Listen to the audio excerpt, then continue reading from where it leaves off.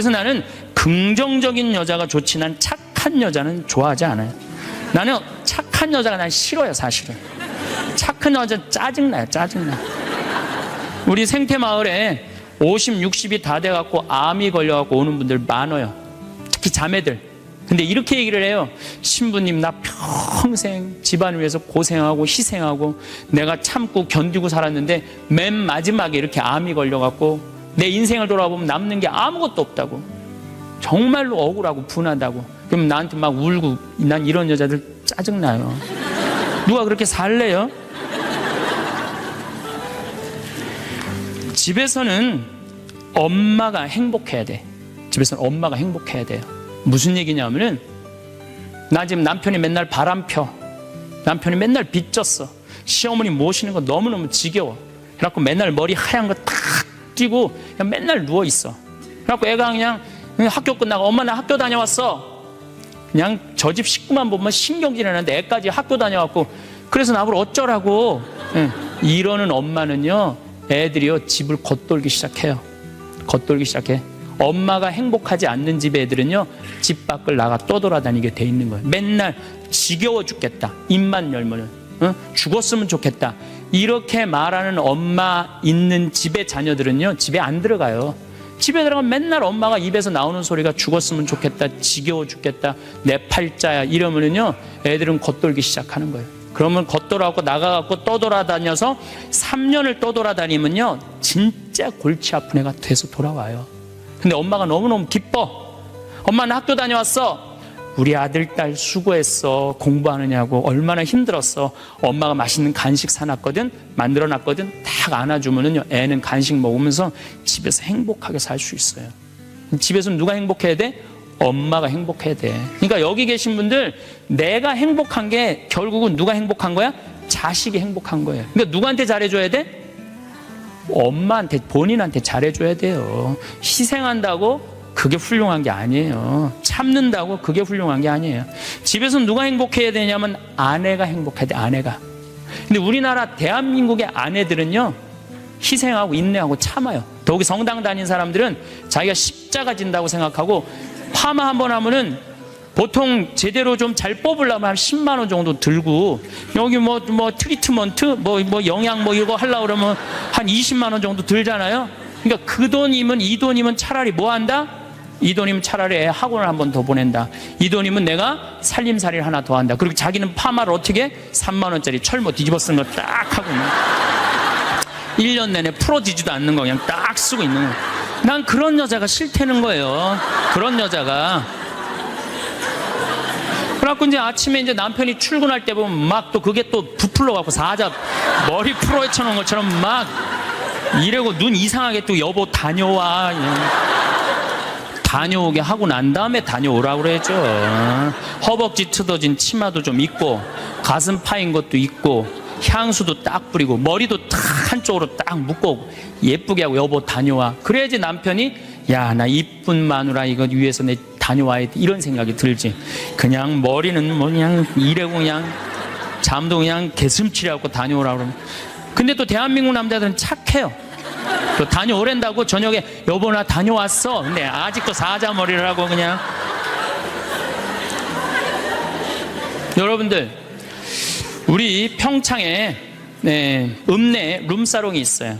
근데 룸사롱이 있는데 내가 오후 2시에 목욕을 갈 때가 있어요. 근데 우리 평창 목욕탕이 읍내에도 있지만 이 동네에 떨어진 목욕탕이 하나 있어요.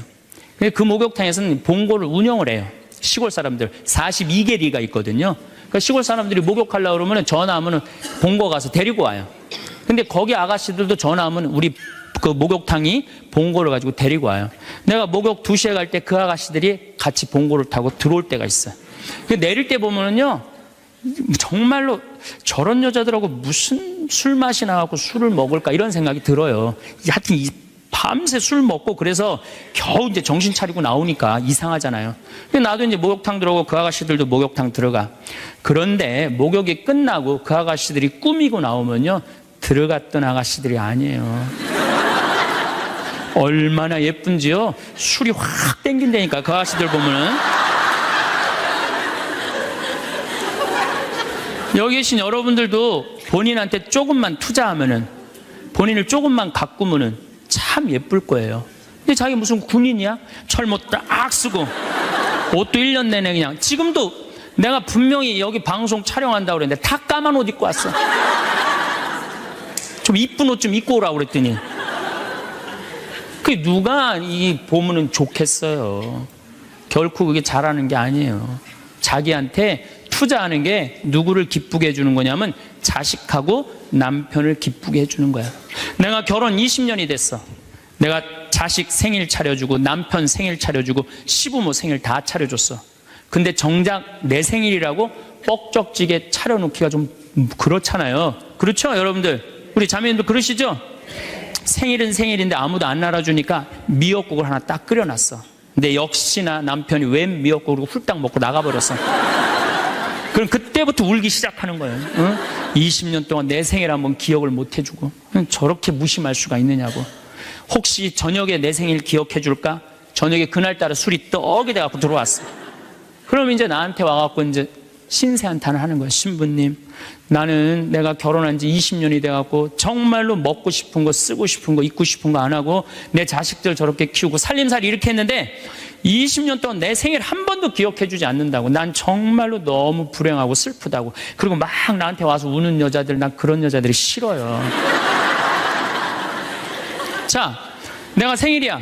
내 남편이 기억을 못하는 것 같아. 그럼 오후에요, 남편 직장 근처에 나가세요. 나가고 전화하세요. 여보, 내가 결혼한 지 20년째 생일이고 내가 지금 50번째 내 생일이야. 내가 오늘 생일이 너무 기뻐, 즐거워. 나 너무 행복해 사는 게. 그래서 오늘 생일을 맞이해서 내가 한턱 쏠 테니까 나와. 내가 내면 되지.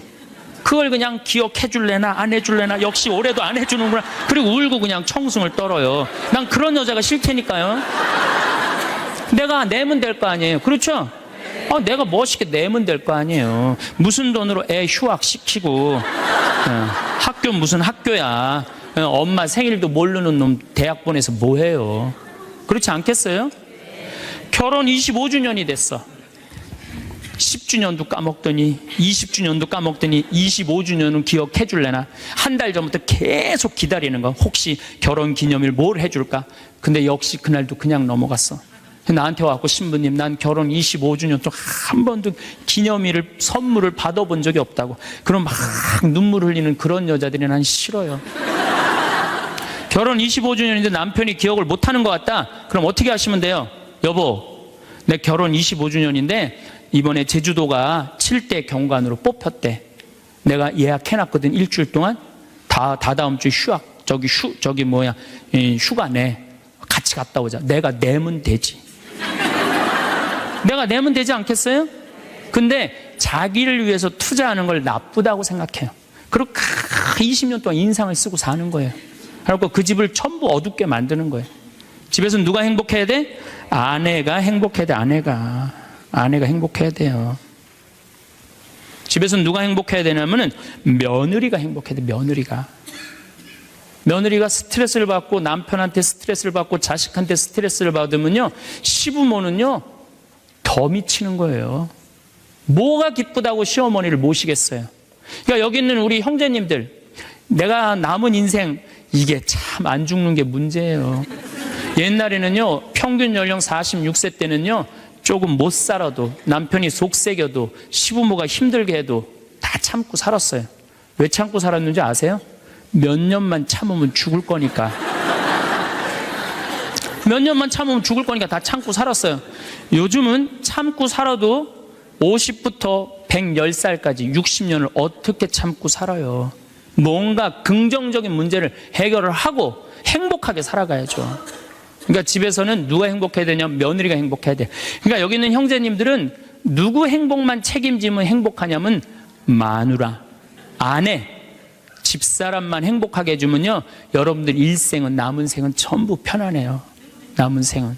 그래서 집에서는 이제는 21세기는 누가 행복해야 되냐면 여자가 행복해야 돼. 여자가 행복해야지 모두가 행복한 시대가 오는 시대가 됐다는 얘기예요.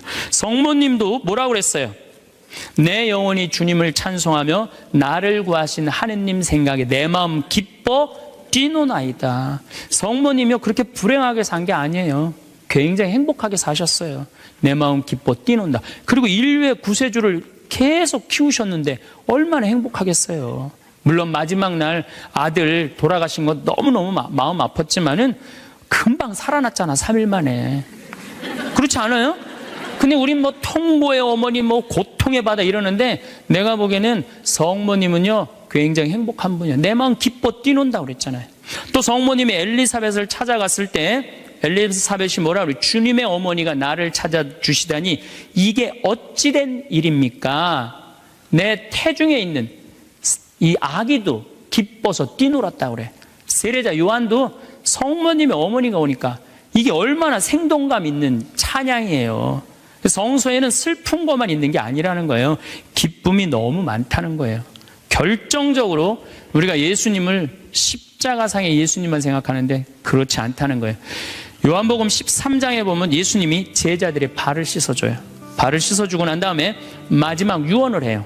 뭐라고 유언을 하냐면은 나는 포도나무요 너희는 가지로다. 너희들이 정말로 내 옆에 붙어 있으면은 많은 열매를 맺을 것이다. 내 곁에 떠나지 말아라. 나하고 하나가 됐으면 좋겠다. 그리고 제자들을 향해서 뭐라 그래요? 아버지, 이 사람들이 하나 되게 해주십시오. 아버지와 내가 하나이듯이 이 사람들도 하나 되게 해주십시오. 그리고 나는 간다. 내가 가야만이 누가 오신다? 성령께서 오신다. 너 성령께서 오시면 너희들은 물어볼 게 아무것도 없다. 그리고 맨 마지막에 이런 말씀을 하세요. 내가 이 말을 너에게 하는 이유는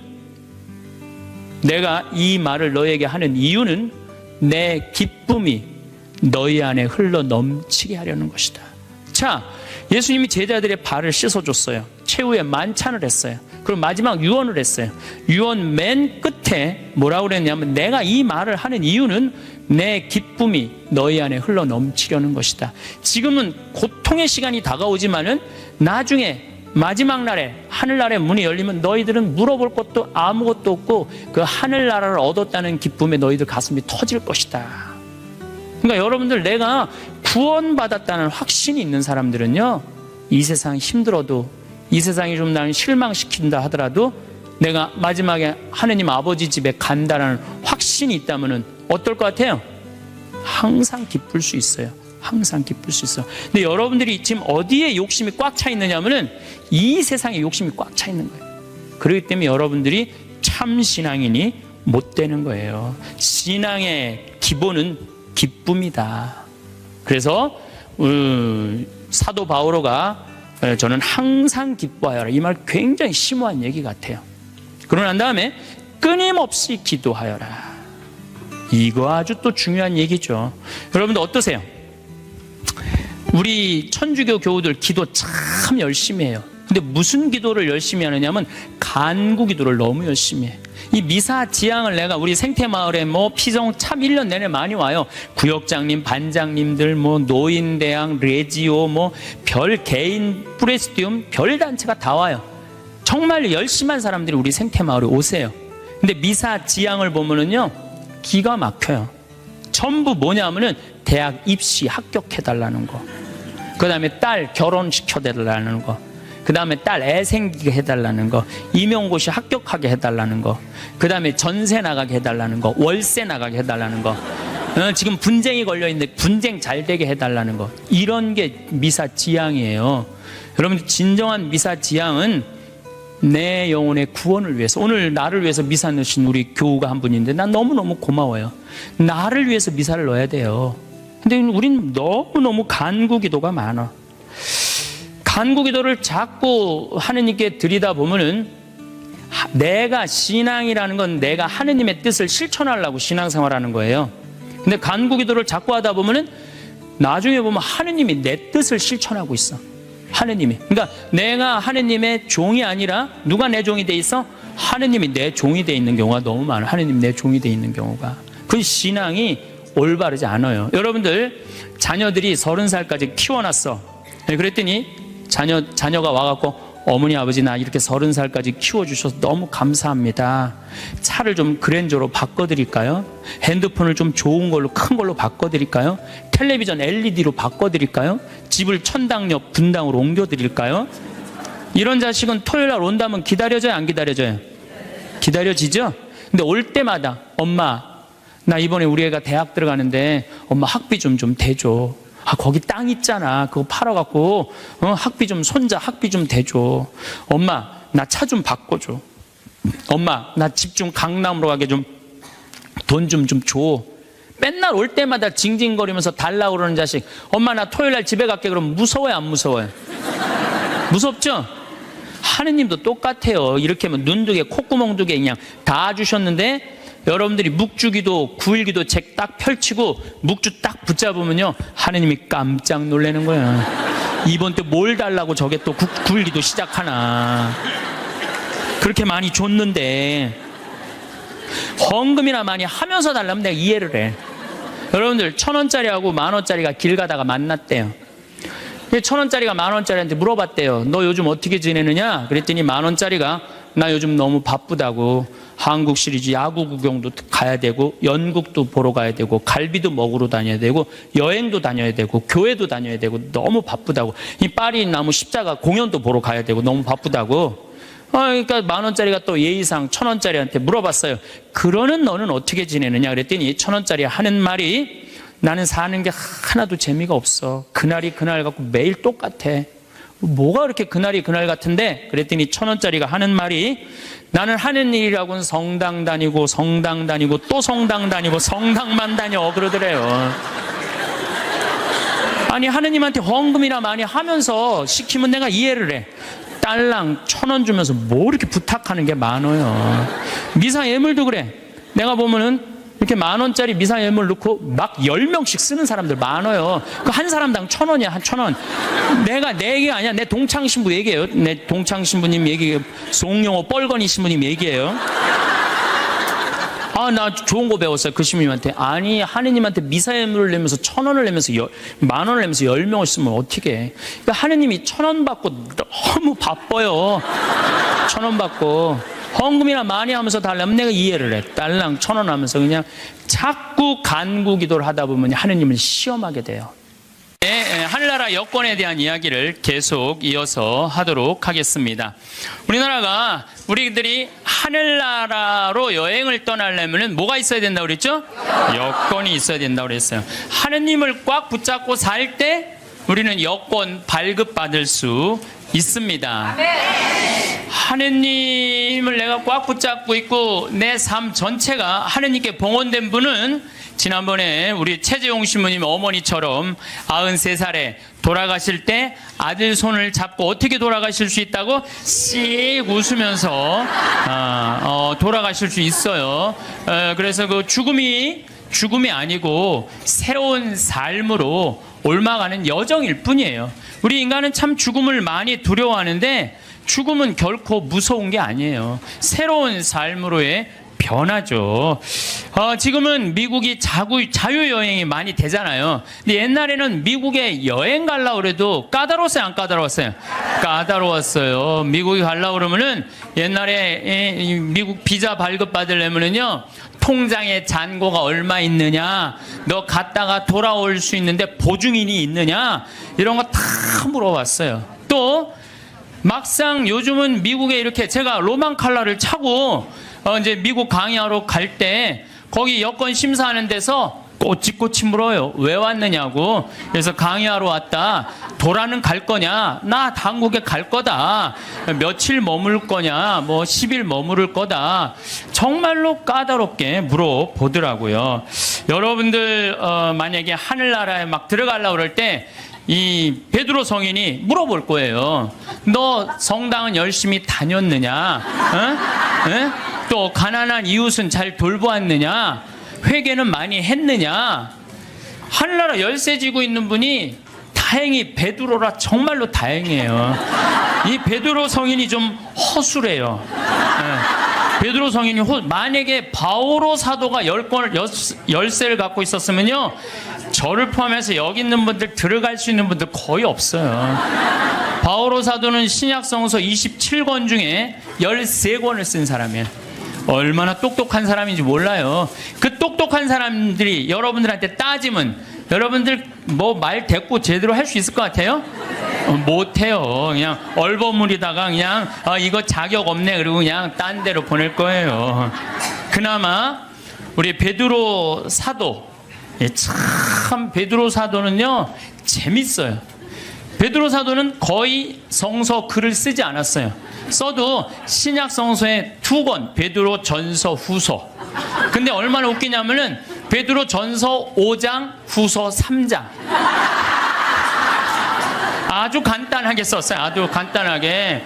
뭐 베드로 성인이 쓴 건지 아니면 제자들이 쓴 건지 몰라도 그것도 베드로 전서를 읽어보면 너무 재밌어요. 어떻게 재밌느냐면은 예수님이 베드로 사도한테 너는 반석이다. 내가 내 위에 내 교회를 세우겠다 그랬죠? 그래서 이 베드로 성인은요 돌에 대한 게 굉장히 관심이 많았던 것 같아요. 그래서 이 베드로 사도 예수님 표현하는 걸 보면은 사람들에게는 버림을 받았지만 하느님께 선택된 값진 돌이란 돌 얘기만 해요. 베드로 전서를 보면은 내가 시온에 돌을 놓는다. 선택된 값진 모퉁이 돌이다. 이 돌을 믿는 이는 부끄러운 일을 당하지 않을 것이다. 집짓는 이들이 내버린 돌이 그 돌이 모퉁이의 머릿돌이 되었네. 돌 얘기만 해. 돌 얘기만 베드로 사도는. 근데 이 베드로 사도가 하늘나라 열쇠를 쥐고 있긴 있는데 허술하다는 이야기는요. 예수님께서 이제 예루살렘으로 올라가면서 그 이제 올라가는 길에 얘기를 해요. 나는 너에게 내 교회를 세우겠다. 그리고 그 얘기 하시자마자 뭐라고 그러냐면은 나는 예루살렘에 올라가면은 순환을 당하고 죽을 것이다. 그랬을 때 베드로가 뭐라고 그러냐면 아이코 맙소사 그런 일은 결코 일어나지 않을 것입니다. 내가 당신 지키겠다 이거예요. 지금 예수님은 죽으러 올라가는데 베드로는 국무총리 되려고 올라가는 거예요. 지금 예수님 생각하고 베드로 생각하고 완전히 달라요.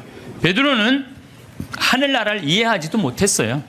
그러니까 이런 말을 하는 거예요. 아이쿠 맙소사 주님 그런 일은 결코 일어나지 않을 것입니다. 그러니까 예수님이 바로 뭐라고 그러냐면은 사탄아 내게서 물러가라. 너는 나에게 걸림돌이다. 돌 얘기 많이 나오죠. 너는 나한테 걸림돌이다. 너는 하느님의 일은 생각하지 않고 사람의 일만 생각하는구나. 예수님은 하느님의 일로 인류를 구원하시기 위해 십자가에 못 박혀 돌아가시려고 그러는데 베드로는 뭐 하려고 올라간 거예요? 국무총리 하러 근데 국무총리 왕이 돼야지 국무총리 될 거 아니에요. 근데 죽는다니까 아이쿠 맙소사 결코 주님 그런 일은 일어나지 않을 것입니다. 그러니까 예수님이 뭐라 그래요? 사탄아 내게서 물러가라. 너는 하느님의 일은 생각하지 않고 사람의 일 국무총리 될 일만 생각하는구나. 예수님이 또 그래도 그렇지. 바로 전에 내가 내 위에 내 교회를 세우겠다 그러다가 또 바로 사탄아 물러가라 그냥. 예수님 믿는 거 쉽지 않아요. 예수님 아주 당황스러운 일들을 너무 많이 하셔갖고 베드로는 예수님이 붙잡히니까 3번이나 예수님을 배반해요. 3번이나. 먼저 예수님 붙잡히고 다른 제자들은 그래도 다 도망가도 그래도 베드로가 그 12 중에 나요. 그래도 예수님 따라가고 어떻게 되나 지켜보려고 따라갔어요. 그러니까 그 종이 뭐라 그래요? 당신도 그 갈릴레아 예수랑 같이 다니는 사람이군요. 그러니까 베드로가 뭐라 그래요? 이 여자가 무슨 말을 하는지 이 여자가 지금 무슨 말을 하는지 모르겠네 이래요. 근데 당신 정말 그 사람하고 있었는데 그랬더니 나는 그 사람을 알지 못하오 그래요. 참, 이 베드로가 할 일이에요. 예수님하고 정말로 내 위에 내 교회를 세운다 그러고 정말로 주님 그런 일은 내가 보호하겠습니다 막 이런 사람인데 나는 그 사람을 알지 못하오. 그러니까 3번째로 확실히 당신 그 사람 예수 그리스도와 예수와 같이 다니던 사람 맞는데 그러니까 베드로는 이렇게 얘기해요. 내가 내 말이 거짓말이라면 1000벌이라도 받겠다고 맹세하면서 나는 그 사람을 모르고 그래요. 아주 배신을 해도 확실히 해요. 확실히. 얼버무리고 한 게 아니라 확실히 배신을 해요. 예수님 배반 3번 했죠. 따라가는 이유도 몰랐죠. 그리고 베드로는요 냉담 생활도 해요. 어떻게 냉담 생활을 하냐면 예수님 십자가 못 박혀 돌아가셨어요. 돌아가시니까 베드로가 뭐라고 그러냐면 나는 물고기 잡으러 간다 그래요. 물고기 잡으러 간다는 얘기는 뭐야? 내가 예수님 따라다니기 전 생활로 돌아간다는 거예요. 이게 냉담이지 뭐예요, 냉담. 어? 지금 수제자라는 사람이 그래갖고 가서 물고기 잡아요. 그때 예수님이 나타나잖아요. 많이 잡았느냐. 그러니까 그 기간 동안 냉담한 거, 냉담. 그러니까 짧게 냉담까지 한 사람이, 냉담까지. 그런 사람이 하늘나라 여권 심사한다고 이렇게 서 있는 거예요. 자, 여러분들 가갖고 따질만해, 안 따질만해요? 따질만해요. 당신은 냉담한 적 없냐? 당신은 배반한 적 없냐? 당신 예수님 딴 생각으로 따라다닌 적 없냐? 대충 따지면 베드로가 눈 깔고 그래, 나도 그런 적이 있었지, 들어가. 그래서 나는 예수님께서 베드로한테 하늘나라 열쇠 준 것에 대해서는 굉장히 희망적이에요. 왜? 그 실수투성인 그 베드로한테 열쇠를 줬다는 것은 우리들도 실수투성이에요. 저나 여러분이나 인생 살다 보면 흠없는 사람들이 있어요? 흠투성이에요.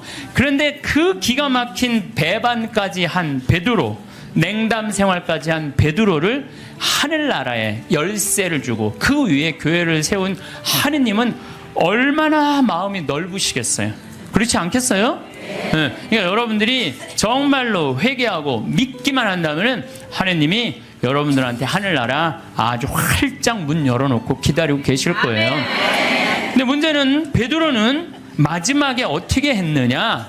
마지막에요, 바티칸 지금 그 베드로 성전이 언덕이거든요. 거기에 십자가에 제대로도 아니고 거꾸로 못 박혀 죽었어요. 내가 어떻게 감히 스승님하고 똑같이 똑바로 매달려 죽느냐. 나는 그럴 자격 없다. 거꾸로. 얼마나 고통스럽게 해서 피가 거꾸로 몰리는 건데. 그러니까 마지막에 정말로 하느님 증언을 확실하게 하고 갔죠. 베드로만 그런 게 아니야. 다 두고 도망간 제자들 산 모습을 보면 안드레아는 마케도니아 아카이아 지방에서 X자 십자가에 못 박혀 죽어요. X자로. 그 다음에 야고보 사도는 가장 먼저 순교한 사도인데 예루살렘에서 참수형 당해요. 야고보 사도는. 필립보는 소아시아에서 기둥에 매달려서 순교하고, 바르톨로메오는 아르메니아라는 곳에서 전도하다가 십자가에 거꾸로 매달려 순교해요. 바르톨로메오도. 토마는 인도에서 도끼에 맞아 죽어요. 토마는. 그래서 지금도 인도에는 토마 교회가 있잖아요. 토마. 마테오는 아프리카 에티오피아에서 선교하다 참수형 당하고, 알페오의 아들 야고보는 성전 꼭대기에서 떨어뜨려요. 그래갖고 떨어져서 죽어요. 예. 그 다음에 열혈당원 시몬은 이집트에서 선교하다가 활에 맞아 순교하고, 야고보의 동생 유다는 페르시아에서 선교하다 활에 맞아 죽어요. 마지막 사도 마티아는 에티오피아에서 선교하다 돌에 맞아 죽어요. 그러니까 12사도가 요한 사도만 빼놓고 다 목숨 순교를 하고 죽어요. 그래서 이 사도들이 예수님 따라다니다가 배신도 하고 자기네들끼리 누가 높냐 싸우기도 하고 뭐 어쨌든 속을 많이 썩였지만 마지막은 어떻게 죽었어요? 은총지위 속에 죽었다는 얘기예요. 은총지위 속에 하느님을 증거하다가 마지막에 죽었다는 거예요. 그래서 여러분들도 죽을 때 가장 잘 죽는 게 중요해요. 죽을 때 죄악 속에서 죽으면요, 그건 회개의 기회가 없는 거예요. 항상 기도할 때 내가 죽을 때 잘 죽을 수 있도록 주님 저를 도와주십시오 라고 여러분 항상 기도해야 돼. 그래갖고 항상 죽음을 잘 맞이할 수 있도록, 그래서 늘 주님을 증거하고 주님 속에서 살아갈 때, 돌아가실 때 씩 웃으면서 죽을 수 있다는 얘기죠. 우리가 미국 여행 갈 때 옛날에, 지금은 안 그렇지만 은행 통장에 잔고가 얼마나 있느냐, 뭐 3천만 원, 5천만 원 있느냐에 따라서 여권 비자 발급 받는 게 쉬웠어요. 우리도 하늘나라 갈 때 하느님이 물어볼 거예요. 너 하늘나라 은행 통장에 잔고가 얼마나 있느냐. 여러분들 하늘나라 통장에 잔고가 얼마나 있어요? 여러분들, 아 내가 이거 하늘나라에 저금하는 거야 라고 저금해둔 돈들, 내가 이거 하늘나라에 저금하는 거야 라는 마음으로 저금한 것들, 그 가끔 그런 거 있잖아요. 내가 어딜 도와줄 때 이게 좀 힘든 돈이야, 내가 1,000만 원, 2,000만 원을 도와야 돼, 그래 내가 이거 하늘나라에 저금하는 거야, 이걸 탁 도와주는 액수가 여러분들 얼마나 돼요? 잔고에 하나도 없는 분들도 있을 수 있어요. 날 위해서 쓰다 보니까 하늘나라에는 하나도 안 쌓아놓을 수가 있어요. 마태복음 25장 보면은 이 마지막 날 최후의 심판 때 한쪽 오른쪽 양들은 오른쪽으로, 염소는 왼쪽으로 갈라요. 그리고 예수님이 이렇게 말해요. 너희들은 내가 굶주렸을 때 먹을 것을 주었고, 목말랐을 때 마실 것을 주었고, 나그네 되었을 때 따뜻하게 맞아 주었고, 헐벗었을 때 입을 것을 주었고, 병들었을 때 돌보아 주었고, 감옥에 갇혔을 때 찾아 주었다. 그러니까 오른쪽에 있는 양들이 그래. 언제 내가 그랬어요? 내 이웃 하나한테 해준 것이 곧 나에게 해준 것이다. 기가 막힌 말이죠. 우리 동학사상 1800년에 마지막에 그 동학사상 할 때 인내천 사상이라고 그랬죠. 사람 안에는 하늘이 있다. 우리 안에는 전부 다 하늘이 들어있다. 예수님은요, 우리를 다 당신의 분신으로 생각했던 거야. 여기 있는 분들 전부 다 누구 분신이야? 예수님 분신이에요. 내가 언제 당신 목말랐을 때, 굶주렸을 때, 헐벗었을 때, 병들었을 때 언제 돌봐줬느냐? 내 이웃한테 해준 것이 곧 나에게 해준 것이다. 그러니까 여러분들 정말 병들고 정말 아프고 헐벗고 가난한 이웃에게 해주는 건 곧 누구한테 해주는 거예요? 이거 통장 잔고 많은 거예요, 적은 거예요? 많은 분들이에요. 근데 왼쪽에 있는 염소들한테는 뭐라 그래? 너희는 내가 헐벗었을 때, 목말랐을 때, 굶주렸을 때, 병들었을 때, 감옥에 갔을 때 한 번도 찾아온 적이 없다. 내가 언제 주님인 줄 알았으면 우리가 찾아갔는데 언제 주님께서 그러셨느냐고. 내 이웃에게 해주지 않은 것이 곧 내게 해주지 않은 것이다. 여기 계신 분들 가운데 무료 급식에 참여하시는 분들, 감옥, 교도소 봉사하시는 분들, 병원, 내가 병원 봉사자들한테 강의 많이 다녀. 여의도 뭐 순복음병원, 여의도 교회, 여의도만 나오면 순복음이 나오네. 여의도 성모병원, 강남 성모병원, 뭐 인천병원, 이렇게 내 봉사자들한테 강의 많이 다녔거든요. 근데요, 병원의 봉사자들 200명, 300명 돼요. 우리 천주교 교우들이. 이분들 다 뭐 하는 거예요? 하늘나라의 통장에 잔고가 가득 있어요. 내가 강원도 사람이잖아요. 원주에 사시는 김영문이라는 분은 원주 근처 한 38개 복지시설에 이제까지 짜장면을 몇 개를 만들어줬냐면 72,000그릇을 만들어줬대. 이 사람이 부자냐? 운전기사인데 한 달에 120밖에 못 벌었대요. 근데 그 월급의 일부를 나눠서 짜장면을 자기 쉬는 날, 그래갖고 막 짜장면을 만들기 위해서 막 살림살이를 하니까 부인이 저게 딴 살림 차렸나 그럴 정도로 오해할 정도로. 그러니까 친구가, 정육 좀 하는 친구는 뭐라 그래요? 야, 내가 너 그렇게 짜장면 어려운 사람들 고아원 양로원에 가서 봉사하는데 내가 고기는 내가 대주마.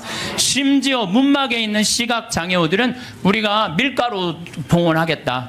이런 사람들이요, 하늘나라 통장에 잔고가 많은 사람들이에요. 반대로 엄청난 돈이 있으면서도 가난한 이웃 돌보지 않고 돈 더 많이 벌어보겠다고 벌진 아일랜드에다가 알지도 못하는 섬에다가 회사 차려서 세금 떼어먹는 사람들 많아요. 이런 사람들 세상 통장에는 잔고가 많을지 모르겠지만 하늘나라 통장에는 잔고가 하나도 없는 분들이에요.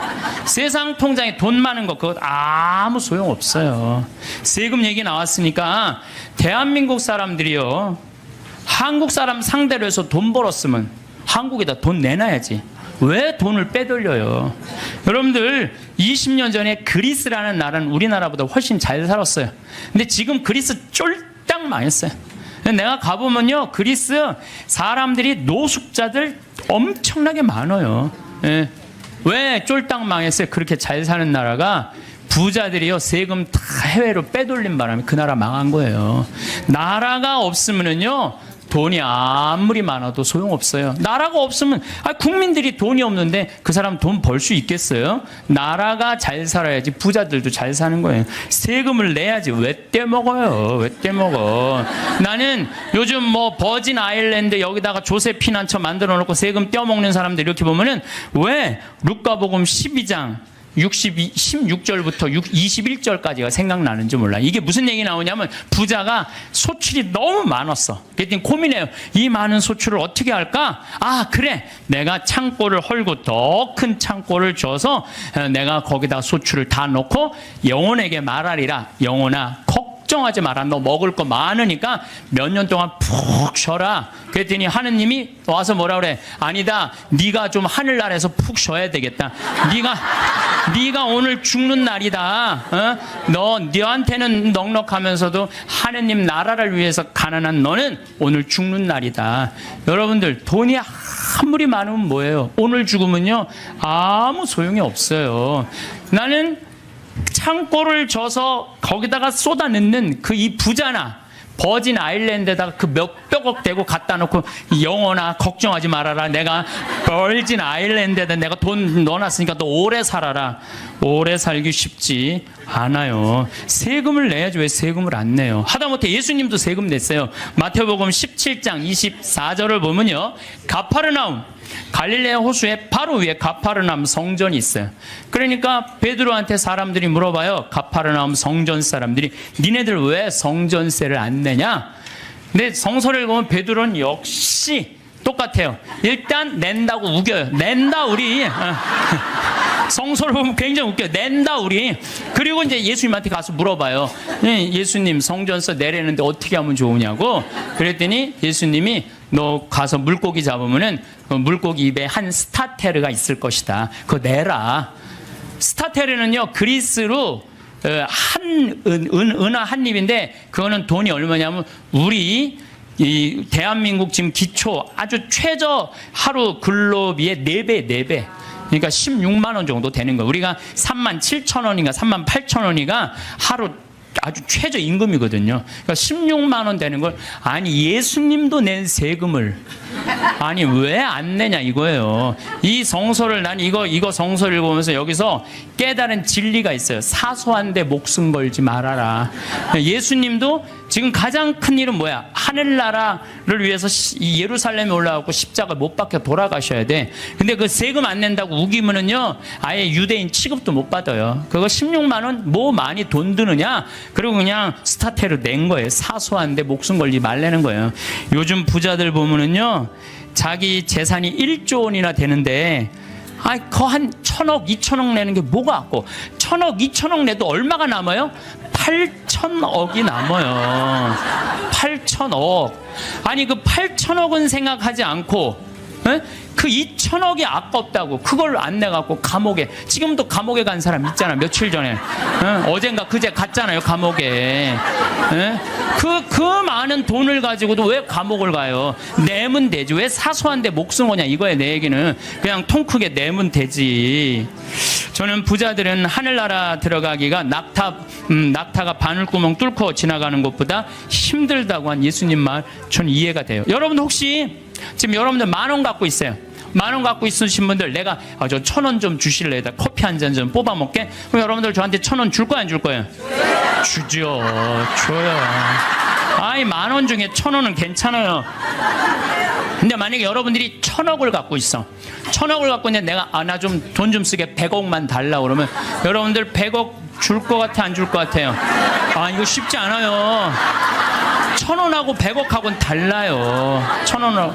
그래서 돈이 많은 사람들은요 아마 지금 여기 있는 분들 준다 그래도 막상 1,000억 갖고 있는데 내가 100억 달라면 못 줘요. 100억이 그게 남의 집 애 이름이에요. 근데 나는 100억 필요 없어요. 근데 국가는 100억이 필요해요. 왜? 너 당신 대한민국을 상대해서 돈 벌었으니까 100억 주면은 이 100억 가지고 가난한 사람들 도와주겠다. 어려운 사람들 복지 이런 거 국가 문화재 이런 거 보호하겠다. 그러면은 좀 넓은 마음으로, 내가 대한민국을 상대로 해서 돈을 벌었으면 내가 이 정도까지 은총을 받았으면 내가 100억 정도 내겠다. 이렇게 마음 먹으면은, 아니 사람들이 존경하고 돈은 900억 남아있고 얼마나 좋아요. 근데 사람은요 이상해요. 900억은 생각하지 않고 그 100억이라는 엄청난 돈, 이것도 아까운 거예요. 그러니까 버진 아일랜드에다가 그냥 갖다가 우리나라 한 달에 한 300만 원 버는 사람들이 세금을 한 36만 원, 40만 원 정도 내요. 그냥 공식적으로 국가에. 근데 한 10억 버는 사람들은 1년에 한 3억 정도 내요.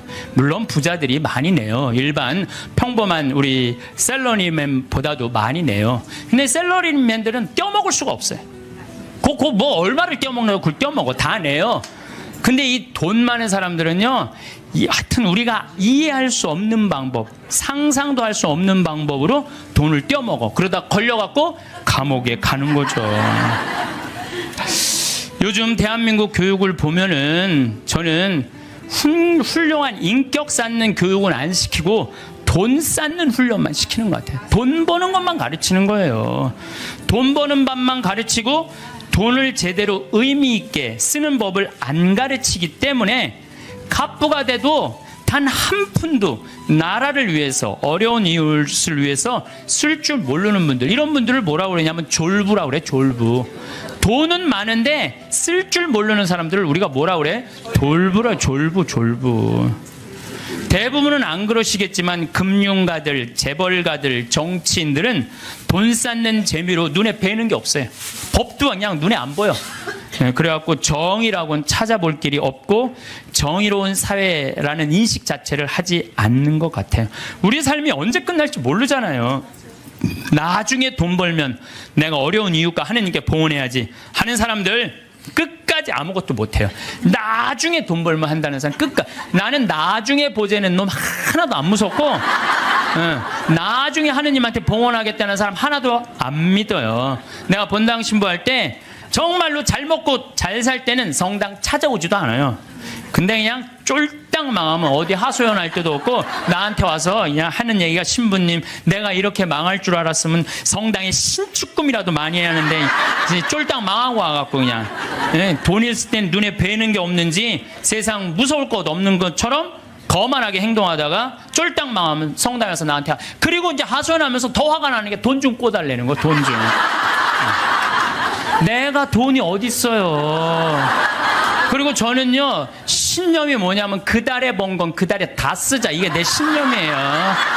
그러니까 나는 누가 와서 사기 치려고 해도 사기 당할 돈이 없어요.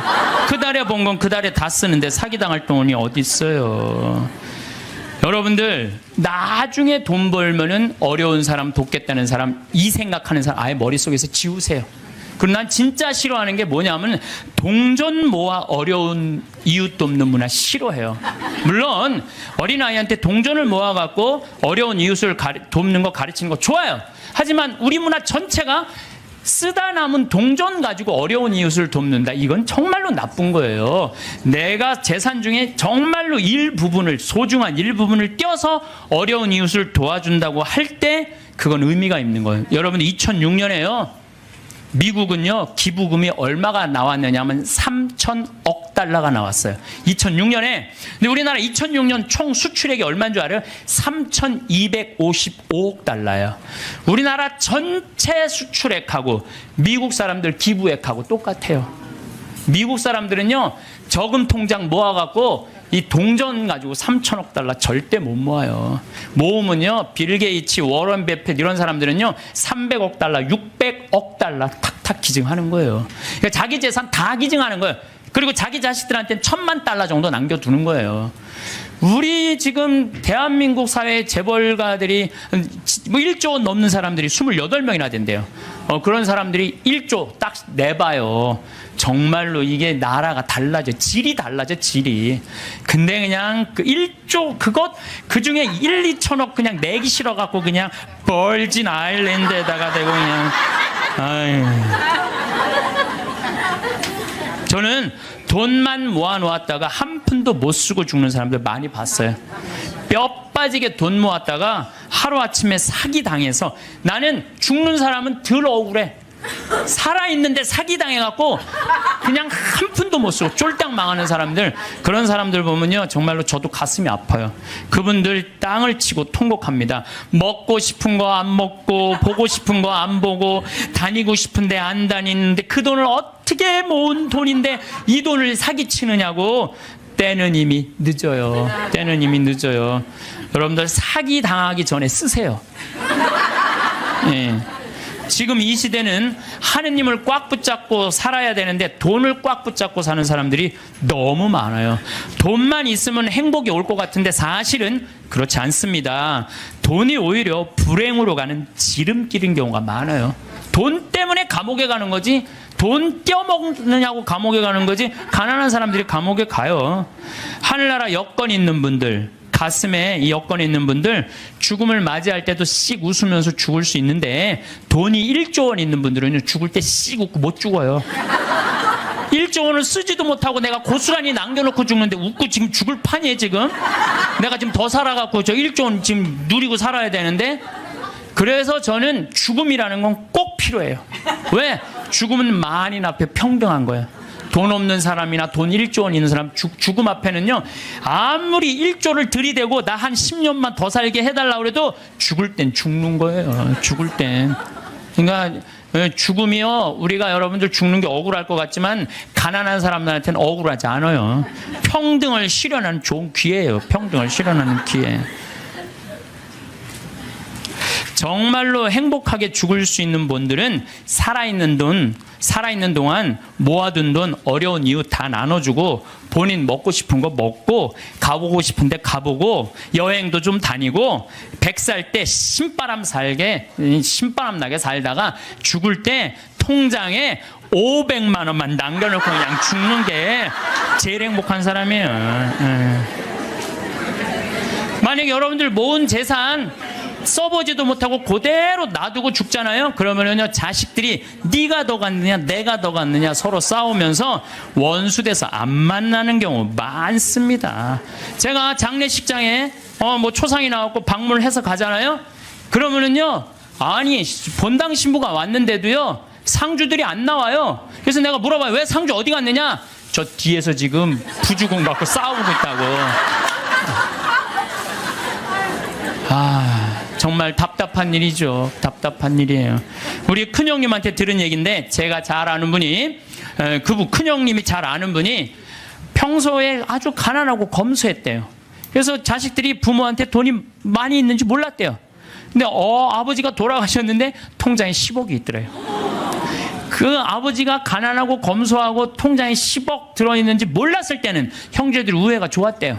근데 10억이 딱 통장에 들어오니까 큰아들이 딱 쥐고 안 나눠주더래. 나눠준다 말만 하고 계속 안 나눠준 거야. 그러면서 이게 법정 싸움을 간 거예요. 그래갖고 다 원수가 돼갖고 서로. 그래갖고 이제 이 부동산 업자가 그 집을 정리하러 가봤는데, 그 돌아가신 아버지 집을 정리하러 갔는데 에어컨도 떼어가고 텔레비전도 떼어가고 냉장고도 다 갖고 갔대요. 근데 안 갖고 간 게 아버지 영정사진하고 가족사진만 정말로 먼지에 뒹굴더래요. 아무 의미가 없는 거예요. 그래서 여러분들 재산 남겨놓고 돌아가시는 거요, 결코 똑똑한 일이 아니에요. 여러분들 재물이라는 거는요, 잘 쓰면 복이지만 잘못 쓰면 독이 되는 거예요. 잘 쓰면. 그래서 여기 계신 분들, 신부님 그래도 돈벼락 한번 맞아 죽고 내가 돈벼락을 한번 맞아보고 죽고 싶은 분들, 이런 분들 있을 거예요. 그런데 우리나라 돈벼락 맞은 재벌들을 내가 조사를 전부 다 해봤어요. 돈벼락 맞은 재벌가들 조사를 해보니까 그 유산 상속으로 법정 싸움 안 하는 재벌이 없어. 다 법정 싸움. 다. 여러분들이 아는데 다 하고 있어. 다. 근데 유일하게 안 하는 데가 LG만 안 한대. LG만. 나는 LG 사원이 아니에요. 그런데 LG 사원이 아닌데, 그 보도에 보니까 부모님이 아주 가장 중요한 건 형제 우애다. 그래갖고 서로 그 구씨 집안들이 아주 잘하는 가장 대표적인 예라고 그러더라고요. 여러분들 자식을요, 아무리 돈이 많아도요, 우애를 안 가르치고 돈만 먼저 가르치잖아요. 다 원수돼요. 그 무슨 소용이 있어요? 아무리 돈이 많으면 뭐해요? 사실 우리가 신부님 돈벼락 한번 맞아 봤으면 죽어도 여한이 없다고 그런 분들 있죠. 근데 사실 돈이 행복으로 연결된대요. 돈이 있으면 행복하대요. 돈이 있으면 행복하지 않겠어요? 근데 어떤 사람한테 돈이 있으면 행복하냐면은 평생 주식이나 복권으로 얻게 된 일확천금이 아니고 안정적으로 늘어난 사람들에게 돈이 행복을 준다는 거예요. 잘 버는 것도 중요하지만 쓸 줄 모르면 진정한 부자가 아니에요. 여러분들 자녀들한테 뭐라고 그래요? 돈이란 몰라도 되고 크면 자연히 알게 되는 것이라든지, 돈 일찍 아는 건 아이답지도 순수하지도 못한 것이라고 말하는 거 잘못된 거예요. 돈의 가치를 정확하게 알려줘야 돼요. 돈은 소중한 거다. 돈은 우리 인생 살아가는데 꼭 필요한 거다. 그런데 어떻게 벌어야 된다? 정직하게 벌어야 된다. 이걸 가르쳐 줘야지 황금보기를 돌같이 알아라 뭐 이런 얘기만 해야 되니까 나중에 그냥 이상하게 돈을 버는 거예요. 예, 우리는 자식들한테 사람은 돈이 있어야 무시당하지 않아. 돈을 벌어야 해. 돈 없으면 무시당하고 돈 있으면 감옥에도 안 가. 이런 돈에 대한 부정적인 생각을 가르치면 안 된다는 거예요.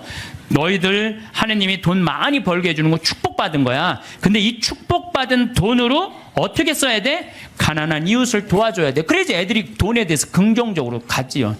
돈은 뭐 나쁜 거고 이 조그만 게 머리에 피도 안 마른 게 벌써부터 돈부터 알아가지고 아니에요. 유대인들은요 어렸을 때부터 경제관념을 가르친다는 거예요. 그러니까 걔네들이 1년에 미국에서 사는 아이들이 이스라엘에 30억 달러씩 이 이스라엘 본국에 돈 주잖아요. 나라를 위해서 쓰는 거 아니에요. 나라를. 우리는 뭐 버진 아일랜드에 떼어먹고 있는데 미국 애들은요 유대인들은 무서워요. 1년에 30억 달러 국가에 갖다 줘요. 그러니까 그 이스라엘이 저희 모슬렘 유곡 속에서 살아남는 거예요. 여기 계신 분들 정말로 돈벼락 한번 맞아보고 싶죠. 실제로 로또에 당첨된 분들 통계를 보면은 로또 당첨되고 나면은 행복할 것 같으냐? 완전히 행복이 찾아오느냐? 아니래요. 일단 로또에 당첨되면은 일이 술술 풀릴 것 같지만 갑자기 돈이 20억이 생기면요 주위에서 가만히 안 놔둔대. 사준에 8촌 알지도 못하는 사람이 친척이라고 와갖고 돈 꿔달라 그러고 이 사람이 사업 제안하고 저 사람이 사업 제안하고 그리고 여기에 홀깃하고 저기에 홀깃해하고 다 날리고 나중에는 자살하는 사람들 많아요. 인터넷에 보세요. 아주 내가 이거 누구 이름 거명하기가 그래서 그런데 자살한 사람도 많아요. 결국은 부부끼리도 헤어지고요. 애인끼리도 그냥 등 돌리고요. 돈이요. 사람과 사람을 이어주는 게 아니라 사람과 사람을 끊어주는 게 돈이에요. 영국에 28억 당첨된 사람이 있었어요. 새집, 최고급 승용차, 자녀는 호화 사립학교 보냈고 여기저기 사업 투자라는 손짓에 그냥 여기저기 사업자. 근데 그 쫄딱 망한 거예요. 그러니까 쫄딱 망하니까 같이 좋던 부인도 이혼하고. 이 사람이 지금 통장에 얼마 남았냐면 10달러 남아있대. 10달러. 우리 돈으로 11,050원 정도 남아요. 11,000 한 500원 정도. 예. 돈 많으면 뭐예요? 쓸 줄 모르면 100억을 갖다 줘도요 순식간에 다 날려요. 이 로저라는 사람이 마지막 말이 이래요. 복권 당첨을 되돌아보면 독이 든 성배와 같다. 독이 든. 예. 그래서 부부는 로또 당첨되면 부부끼리 이혼하고 심지어 자살로 끝내는 사람들. 그러니까 돈이 정직하게 버는 사람들은요 함부로 안 써요. 얼마나 소중하게 버는 건데 이걸 함부로 써요. 정말로 고민하고 쓰죠. 근데 순식간에 돈이 생긴 사람은요 헛헛해요. 라고 술집에 가서 날리고 뭐 바람 피고 뭐 사업하고 그러다가 원래 상태보다도 더한 상태로 돌아가는 거죠. 물론 로또 당첨되고 잘 사는 사람도 의외로 많대요. 근데 이 사람들 근데 잘 사는 사람들은 싹 감춰갖고 잘 못 찾는데요. 근데 우리나라에 400억 로또 당첨된 분이 있어요. 경찰관인데. 근데 이분은요 얼마나 멋있느냐면은 자기 학교, 모교, 경찰서, 지역에 이 35억을 딱 기증을 한 거야. 그리고 난 다음에 공부를 한 거예요. 경영 공부를 하고 그러고 난 다음에 지금 중소기업을 아주 잘 운영을 하고 있대요. 이 사람은 400억을 운영할 수 있는 그릇이 된 사람이죠. 예. 그래서 이 돈벼락 맞은 사람들이 행복하게 사는 길은 뭐냐면 나누는 거예요. 나누는 거. 예. 나누면 이 사람이 생각이 건강해져요. 근데 거기다 돈 더 벌려고 그러고 떼돈을 벌으려고 그러면은 다 날리는 거지. 2010년 5월 강원랜드에 부부가 놀러를 갔어요. 예, 면직 사업하는. 근데 이분이 얼마를 맞았느냐면 7억 6,680만 원을 맞은 거야. 로또 잭팟 맞은 거죠. 강원랜드에서. 근데 이 집이 빚이 있었대요. 근데 이 부부가 어떻게 했느냐면 이 돈을 전부 카이스트에 다 기증한 거예요. 카이스트. 왜? 이거는 우리가 노력해서 번 돈이 아니다. 이거 빚이 있었는데도 불구하고. 이야, 난 그 부부 정말로 멋있다고 생각해요. 왜? 저는 이렇게 생각해요. 그 돈으로 이 사람이 뭐를 했을지는 잘 모르지만은 그 돈 갖고 딴 거 하는 것보다 이렇게 딱 하면 다시 본 생활에 돌아와서 성실하게 살아요. 별 일 없이 그냥 열심히 살아요. 그게 행복한 거지. 그냥 여기 이제 돈벼락 맞고 싶은 분들 맞지 마세요. 이런 분들은 대한민국에도 큰일 하신 분들이지만은 하늘나라에도 공덕 쌓아 놓으신 분들이에요. 갑자기 많은 돈이 생기면요, 사람 미쳐요. 귀신이 쉬어요. 돈 귀신이 쉬어요. 네, 돈이 많다고 행복한 건 아니에요. 제가 아는 어느 분, 여기 내가 여기서 들은 얘기예요. 여기 우리 봉사자들한테 들은 얘기. 대기업 그 해외 지사 이제 지사장으로 갔대요. 근데 이쪽 기업에서 딱 와갖고 술을 들이다 저녁에 먹이고 재정 상태에 대해서 물었대요. 근데 이 사람은 술을 못 먹는 사람이래요. 근데 기업 회장들이 먹이니까 어떻게 먹고 정신이 혼란한 상태에서 제대로 대답을 못했대요. 본국으로 돌아가자마자 바로 해고를 당했대요. 해고를 당하고 저기 무슨 서해안 쪽에 횟집에 처형이 이제 그 하는 횟집에 이걸 날 서빙을 하고 있는 거야. 그 기가 막힌 해외 지사장이. 다른 사람들이 당신 그렇게 인맥도 넓고 능력도 있으니까 우리 회사 내가 스카우트 하겠다고. 그랬더니 이분이 하는 말이, 내가 왜 이 좋은 자리를 관두느냐고. 서비스 생각 하나도 안 해도 되고 남 속이도 안 해도 되고 이것만 날로 난 너무너무 행복하다. 난 지금 행복하다. 근데 이런 분들을 제가 많이 봐요. 막 큰 사업할 때보다 다 정리하고 욕심을 다 끊고 사니까 너무 행복하다는 분들 저는 정말로 많이 봅니다. 지금 제 강의를 듣는 분들 가운데서도 지금 쥐고 놓지 못하는 분들 많을 거야 지금. 지금 이거를 팔을까 말까 이거를 유지할까 말까 이런 분들 무지하게 많을 거예요. 놔보세요. 놔보면요 굉장히 편안해요. 그거 대도 안 되는 공장 운영하면서 매달 그냥 뭐 월급 마친다고 여기다 돈 끌고 저기다 평화로운 날이 하루도 없는 거야. 평화로운 날이. 싹 정리해보세요. 얼마나 마음이 편안한가. 뭘 그렇게 쥐려고 그러세요. 쥔다고 재물은 져지는 게 아니에요. 진다고 져지는 게 아닙니다. 재물은. 미국의 할리우드가 가장 성공한 사람들이 모여 사는데 거기가 자살률 우울증이 가장 많습니다. 구약 성서에 샘족은 9년 동안을 일하고 1년은 반드시 쉬는데 아무것도 안 하고. 그래서 저는 여기 계신 분들 남편이 뭐 한 20년 동안 하다가 구조조정 당해갖고 했어. 당신 빨리 나가서 돈 벌어. 이거 죽음으로 내보는 거예요. 당신 20년 동안 열심히 일했으니까 한 2년은 여행도 다니고 먹고 싶은 것도 먹고 하고 싶은 것도 하고 어디가 좀 피정도 하고 어디 학교도 좀 다니고 이러면서 재충전을 하는 사람들은 실패하지 않아요. 그런데 구조조정 당하자마자 뭘 해야 된다고 생각하고 가게 차리고 사업하는 사람들 거의 다 쫄딱 망해요. 통계적으로 한 95%가 망한대요. 그러니까 서두른다고 되는 일이 아니에요. 조금 여유 있게 살아가면요 덜 쓰면 되지. 뭘 그렇게 많이 쓰려고 그래요. 집에서 14장 이 3절에 보면 인색한 자에게 재물이 무슨 소용이 있으며 수전노가 돈을 가지고 무엇하랴. 여러분들 인색한 사람한테 돈이 있으면 뭐예요? 수전노한테 돈이 있으면 안 쓰면 그 돈은 죽은 돈이에요. 안 쓰면 죽은 돈이에요. 돈이 많으면 행복할 수 있지만은 돈 때문에요 살인도 일어나요. 올 2013년 2월 3일 25살 먹은 둘째 아들이 50살 막 넘은 부모님 수면제 먹이고 연탄가스로 죽였어요. 기억나시죠? 형도 밤새 어떻게 술 먹이고 형 이거 술 깨는데 우유가 좋아 우유 먹이고 그리고 죽였어요. 근데요 이 부모님이 콩나물 공장을 했는데 보험을 32개를 들어뒀대요.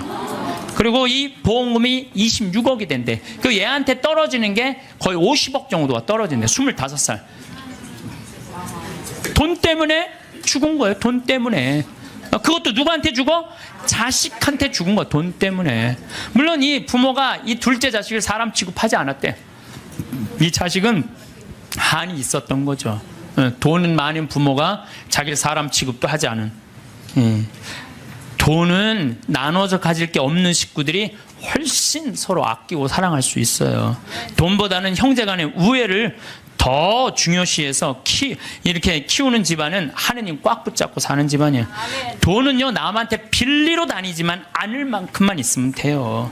또 넉넉하게 있다 하더라도 자식들이나 부모 형제들끼리 돈 하면서 사는 게 아니고 하느님 나라 영광 위해서 또 하느님을 위해서 쓰면 돼요. 돈 없으면 안 쓰면 돼요. 안 쓰면. 저는 아울렛이 뭔지를 몰랐어요. 아울렛이 뭔지를 몰랐는데 내가 이제 강원도 평창 이제 강의 들어왔다 나갔다 하는 동안 뭐 여주 쪽에 엄청나게 큰 아울렛이 있더라고요. 그러고 가다가 야, 저 양복 강의할 때 양복 없으니 양복 한번 사러 가자. 양복 딱 들어갔는데 웃돌이 하나를 골랐는데 200만 원 하나에. 그래갖고 내가 딱 접어두고 가자. 그래갖고 문정동 아울렛에 가갖고 50만 원을 가지고 거기서 산 거예요. 양복 2벌. 양복 2벌. 내가 평화방송에서 찍는 게 거기서 산 거예요. 양복 2벌에 바지 4개.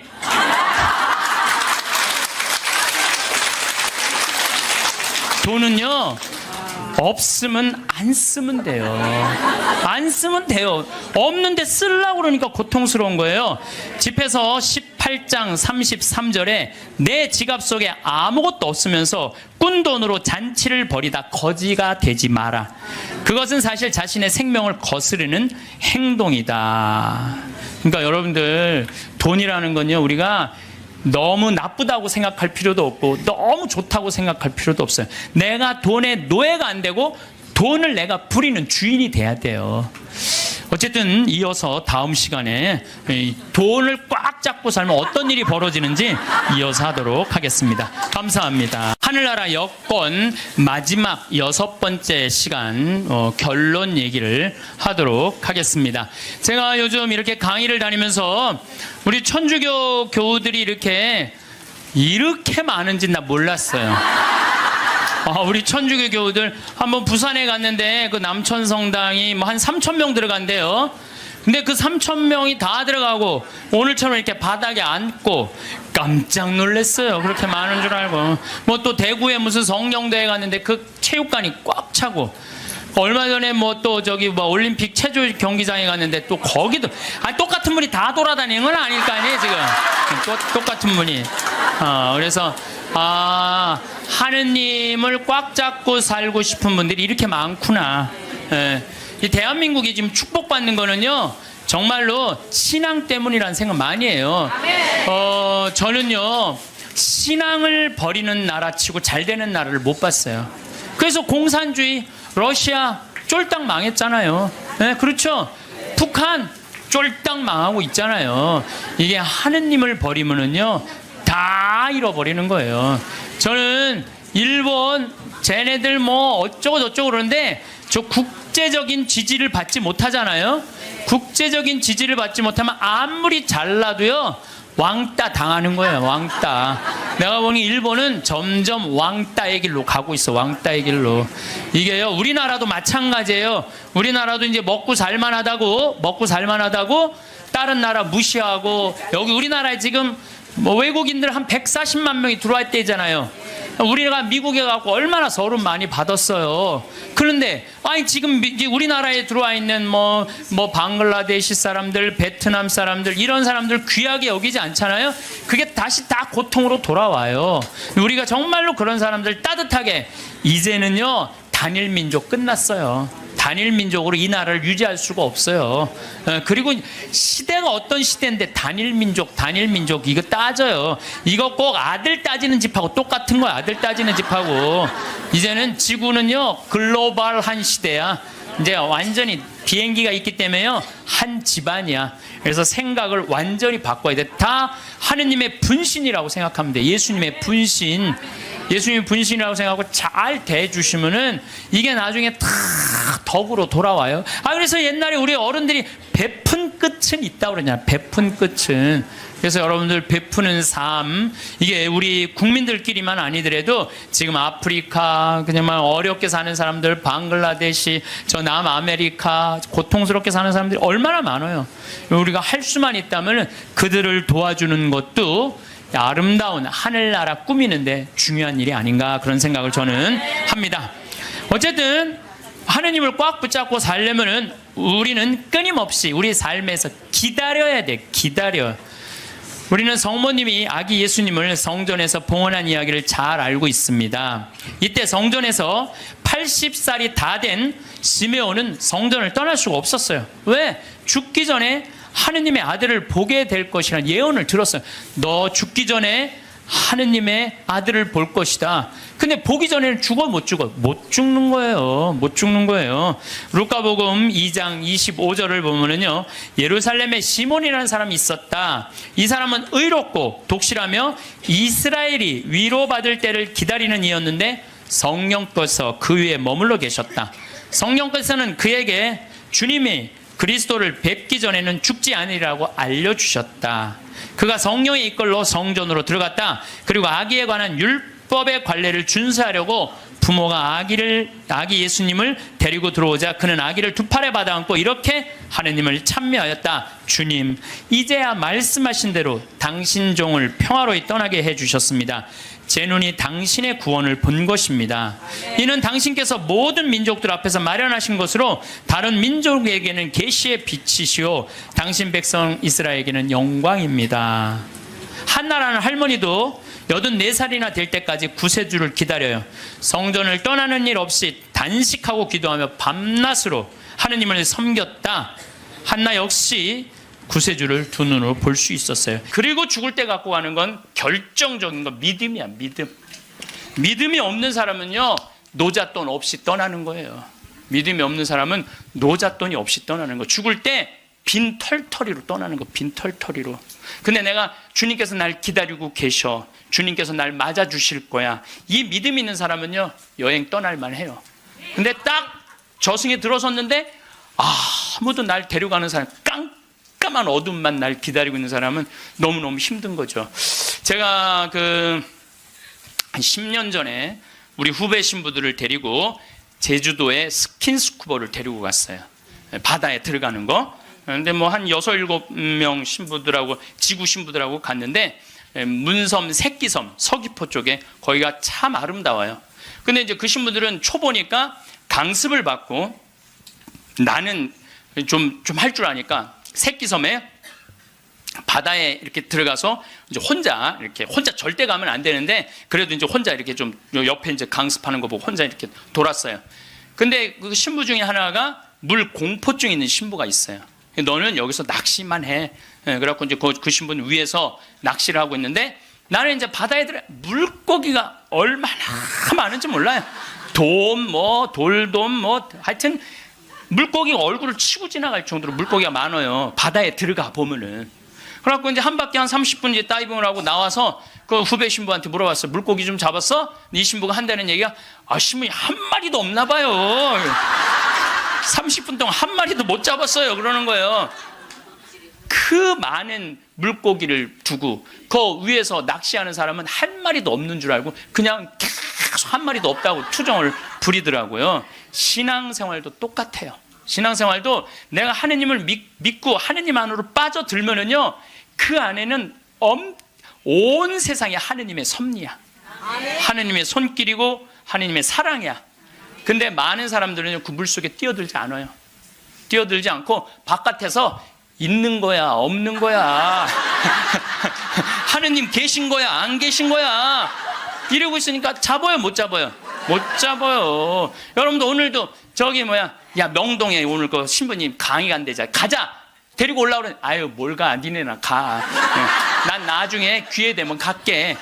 그 사람은요, 못 잡는 거예요. 물고기를 못 잡는 거예요.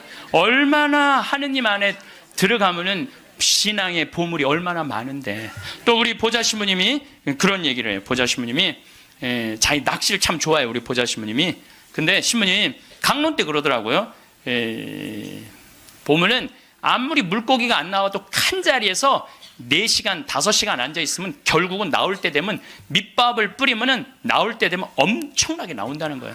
그럼 우리 보자 신부님이 우리 조카 며느리 아이가 아기를 가져갖고 잉어를 좀 해달라는 거예요. 가면 막 이렇게 잡아오는 거예요. 어떻게 이렇게 재주가 좋으냐 그러니까 신부님이 한 자리에 계속 있으면 잡는다는 거예요. 한 자리에 계속 있으면은. 근데 자기가 낚시터에 가보면 한 마리도 못 잡아가는 사람이 있대. 어떤 사람이냐면 1시간씩 옮기는 사람. 이 사람은 하나도 못 잡고 가는 거야. 하나도 못 잡고. 그래서 신앙도 꾸준한 사람이, 변함이 없는 사람이 엄청난 보화를 끌어올릴 수 있는 거예요. 그래서 우리 죽을 때는 추억, 선행, 믿음 갖고 가는 거예요. 집 갖고 가는 게 아니라니까요.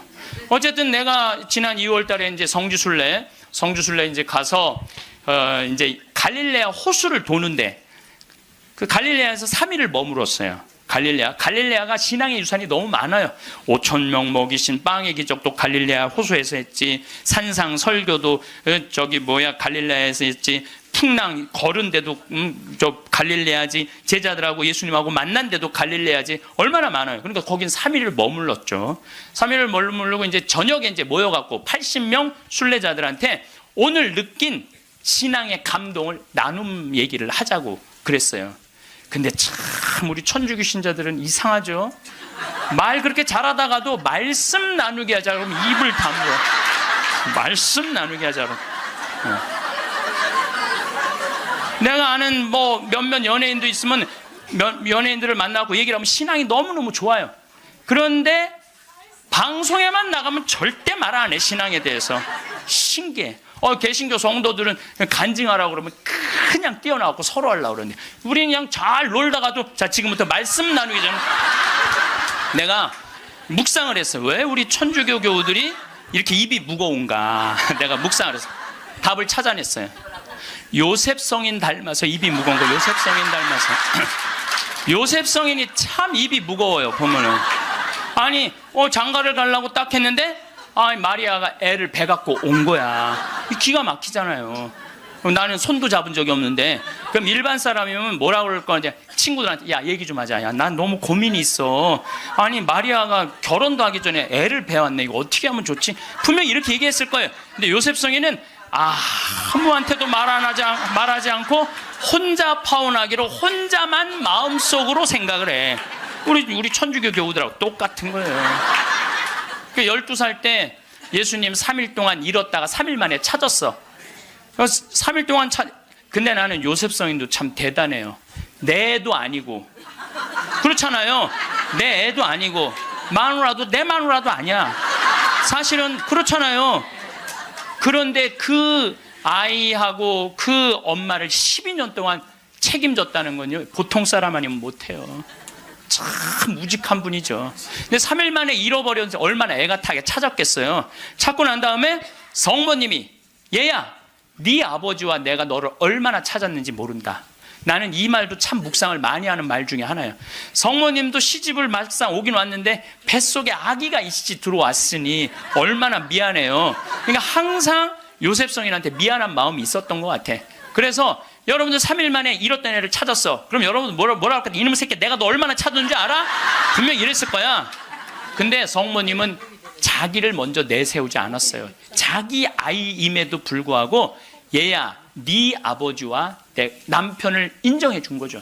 남편을 존중해 준 거죠. 네 아버지와 내가 너를 얼마나 찾았는지 모른다. 그런데도 요셉 성인은 아무 말도 안 해. 한마디도 안 해. 찾았으면 됐지 뭐 이거죠. 한마디도 안 해요. 그래갖고 이제 우리 천주교 교우들이 요셉 성인 닮아서 말을 안 해요. 그래서 내가 우리 말씀 나누게 좀 하여튼 안 해. 근데 호텔 로비에서 얼마나 근사해요. 갈릴레아 호수 호텔. 신앙을 얼마나 간증하고 싶겠어. 아무도 말 안 하는데 70살 먹은 할머니가 손을 번쩍 드는 거예요. 내 말 끝나자마자 자기가 말한다는 거예요. 너무 고맙더라고요. 근데 그분은 할아버지하고 같이 오신 할머니인데 딱 일어나더니 할아버지의 손가락질을 딱 하더니 이렇게 말하는 거예요. 신부님, 내가 평생 이 인간 때문에 고생했다는 거예요. 나이가 70이 넘으면 남편을 대놓고 욕할 수가 있어요. 내가 평생 이 인간 때문에 고생했다는 거예요. 그리고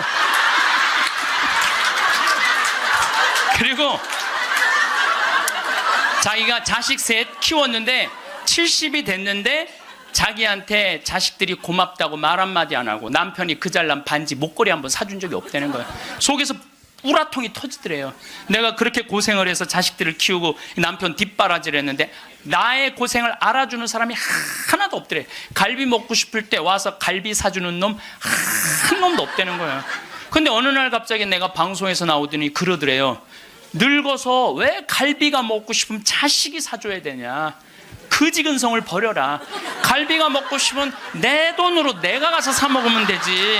그 자식이 사줄 때까지 기다리느냐? 무슨 돈으로 집 잡혀서 사 먹어라. 맨날 자식한테 섭섭하다고 그러지 말고. 그 얘기를 듣는데 이 할머니가 망치로 한 대 맞았대요.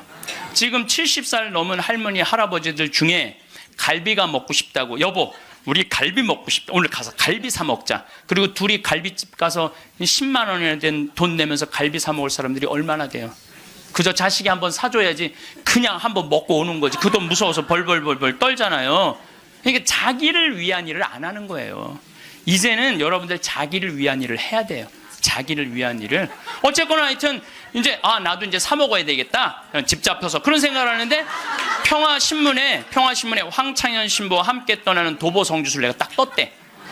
그걸 보는 순간 이 할머니는 이거다 하고, 이 할머니는 그냥 집을 팔았대. 그냥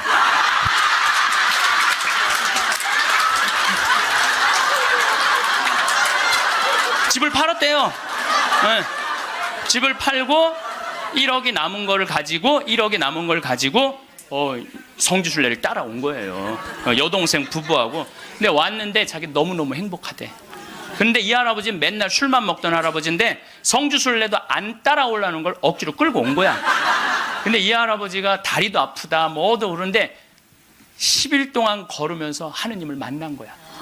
하느님을 완전히 만나서 성주순례 끝나고 난 다음에 3개월 후에 다시 뒤풀이를 했는데, 이 할아버지가 할머니가 그러는 거예요. 저 양반이 미쳤나 보다고. 왜 그러냐면 그전에는 전화만 하면 술 어서 먹을까 이랬는데, 요즘 전화만 하면 성당 나와라, 성당 나가야 된다, 하느님은 살아계신 분이다, 이렇게 얘기를 하대. 그러니까 이 세상 집을 팔아서 하늘나라 집을 산 거예요.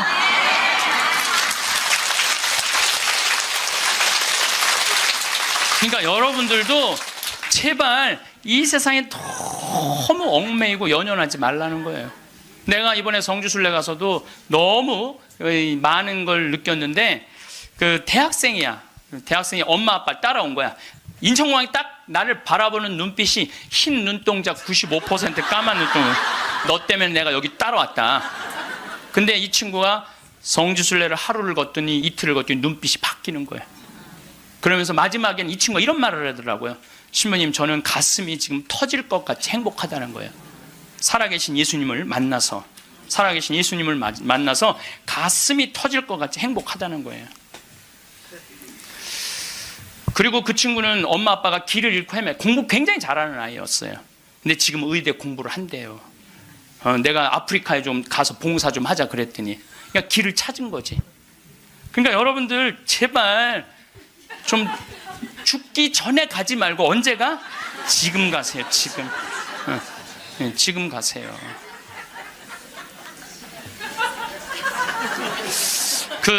요 얘기만 하고 다음 강의로 넘어가겠습니다. 제 조카를 작년에 잠비아를 남자아이를 데리고 갔어요. 근데 얘가 갔다 오고 나서 말라리아가 걸렸어요. 근데 빈센트 병원에 입원을 했는데, 빈센트 병원에서 자기네들은 우리 풍토병이 아니기 때문에 컨트롤 못 한다는 거예요. 그래서 여기 국립 의료원으로 끌고 왔어요. 죽기 일보 직전이었어요. 내가 조카 하나 죽이나 보다. 내가 내 평생에 그렇게 열심히 기도했는데 하느님 제발 살려주십시오. 그래서 안 돼갖고 서울대 병원에 유명한 의사도 해갖고 좀 어떻게 해갖고 어쨌든 하여튼 기도가 통했는지 살아났어. 근데 얘가 국립대학 다니다가 그거 끝나고 내가 대학을 때려쳤어요. 대학을 때려치고, 삼촌 내가 죽기 직전까지 가보니까 내가 하고 싶은 거 해야 되겠어. 걔가 내 목소리하고 똑같아요. 그래서 뮤지컬 학과를 다시 간 거야. 요즘은 매일 뮤지컬 연극, 지금 학교 다니면서 매일 공연하러. 이 아이는 나 볼 때마다 삼촌 나 너무 행복해. 그러니까 여러분들, 사람이 죽기 전에 후회하는 게 뭐냐면 왜 내가 그걸 못 해봤을까, 이걸 후회한다는 거예요. 그러니까 이 얘기는 내가 다음 시간에 할 텐데, 죽기 전에 후회하지 말고 지금 하라는 거예요. 지금. 우리가 항상 죽기 전에 후회를 참 많이 합니다. 사람들이 병들어서 자신에게 주어진 시간이 얼마 남지 않았다고 하면, 하느님, 만약 당신께서 다시 한번 저에게 생명을 허락하셔서 건강하게 된다면 훨씬 더 착하게 살고 운동도 열심히 하고 남들한테 희생도 잘하고 성당도 열심히 다니겠다고 그렇게 자신과 약속하는 사람들 참 많아요. 그렇죠? 내가 본당 신부 때 키가 1m 한 70, 한 4cm 되는 처녀 아이였어요. 키도 크고 얼굴도 이쁘고. 근데 아버지가 고엽제로 돌아가셨어요. 베트남에서. 근데 그때만 해도 이게 자식한테 물림을 당한다고 그랬는데 병원에서 유방암일 가능성이 있다고. 그래갖고 이제 검사를 해놓고 한 2주 후에 결과가 나오는 거야. 근데 그 2주 동안 너무 불안한 거야. 그래서 사제관을 찾아왔어요. 신부님 너무 불안하다고. 나 암이면 어떻게 하느냐고. 나 아직 시집도 안 갔는데 아버지 그렇게 돌아가시고 어떻게 하느냐고 막 정말 눈물을 흘리면서 고통스러워하고 괴로워하는 그 아가씨가 있었어요. 그래 우리 기도해보자. 다 암이지 않을 수 있으니까. 그 2주 후에 이 친구는 와갖고 너무 화난 얼굴로 신부님 암이 아니래요. 이 친구는 지금 거의 20년이 지난 지금도 아주 행복하게 잘 살고 지금도 1년에 한 번씩 나한테 인사를 와요. 여러분들도 병원에 갔는데 당신 암이라고 그러고 검사를 했어. 그 기다리는 기간 동안 여러분들 무슨 생각할 것 같아요? 결과 기다리는 동안 별 생각을 다 할 거예요. 내가 왜 이렇게 착하게 살지 못했을까? 만약에 내가 다시 살아난다면 마약도 더하고 일도 12시간씩 더하고 내가 미워하는 놈 끝까지 미워하고 이런 사람은 한 명도 없을 거예요. 그렇죠? 만약에 내가 더 다시 살아난다면 더 착하게 살고 더 기쁘게 살고 더 사랑하면서 살겠다고 100이면 100명 다 그렇게 결심할 거예요. 내가 만약에 암이 아니라면 이런 놈들 그때 내가 그 놈을 더 괴롭혔어야 되는데 더 미워했어야 되는데 만약에 이런 마음을 죽기 전에 다시 건강해진다면 그런 마음을 갖는다면 이런 사람이 지옥에 가는 거예요. 이런 사람이. 난 이런 사람은 없다고 생각을 해요. 우리가 죽음이 아픈 건 사랑하지 못하기 때문에 아픈 거예요. 우리가 죽음이 아쉬운 건 미처 누리지 못한 행복 때문에 죽음이 아쉬운 거예요. 우리가 죽음이 괴로운 건 이 세상에서 사람으로서 꼭 해야 되는 도리를 하지 않고 이웃을 도우지 않았기 때문에 죽음이 아픈 거죠. 많은 경우 살아있을 때 우리 자매님들이 남편한테 이래요. 제발 담배 좀 끊어. 그때 안 끊다가 폐암 딱 걸려서 그때 끊는 사람들. 제발 술 좀 끊어. 그래도 안 끊다가 간암 걸려서 끊는 사람들. 이런 사람들이 가장 바보 같은 사람들이에요. 지난 2월 달에 괌에 강의를 갔다 왔는데, 거긴 지금 휴양지잖아요? 그 총회장님이 재미난 얘기를 하시더라고요. 신부님, 그 괌에 휴양지 띠 뛰는 데가 있대요. 그러면은 생전 안 보이던 사람이 어느 날부터 뛰기 시작한대요. 그럼 사람들끼리 서로 수군거린대요. 저 사람 의사가 당신 운동하지 않으면 죽는다고 얘기한 사람이다. 3개월 뛰다가 사라진대요. 죽은 거죠. 여러분들, 운동도요, 평상시에 하는 거예요. 평상시에 병 걸려서, 암 걸려서 하는 게 아니고, 뭐든지 지금 해야 돼. 사랑도 나중에 하지 말고 지금 하고, 술도 나중에 끊지 말고 지금 끊고, 담배도 어떻게? 나중에 끊지 말고 지금 끊고, 성주순례도 나중에 가지 말고 지금 가야 된다는 거예요. 사랑도 그래요. 많은 사람들이 왜 나를 아무도 사랑해주지 않지? 나 같은 거한테는 관심도 없네. 나같이 못생기고 뚱뚱하고 능력 없는 나한테 관심 가져주는 사람 하나도 없네. 이러고 맨날 울고 우울증에 걸리는 사람들이 있어요. 여러분들, 많은 사람들이 저한테 그래요. 신부님은 사랑을 많이 받아서 그런 말씀, 우리들 마음을 이해를 못한다고. 여러분들, 제가 사랑만 받을까요? 저도 노력 무지하게 해요. 사랑하려고 노력을 해요. 여러분들, 아무것도 안 하고 사랑만 해줘, 사랑만 해줘. 그런 사람 사랑스러워요, 안 사랑스러워요? 노력하는 사람이 사랑도 받는 거예요. 그냥 무조건 가만히 있는데 누가 나를 사랑해줘요. 사랑도 열심히 하면 다. 낭만적인 사람은요, 잘생기고 이쁜 사람이 낭만적인 사랑하는 거 아니에요. 내가 신부 막 됐을 때 어머니 아버지 모시고 강릉 쪽으로 놀러를 갔는데, 하여튼 부부가 놀러를 왔는데 남자는 참 잘생겼는데 여자는 도저히 아닌 얼굴이야.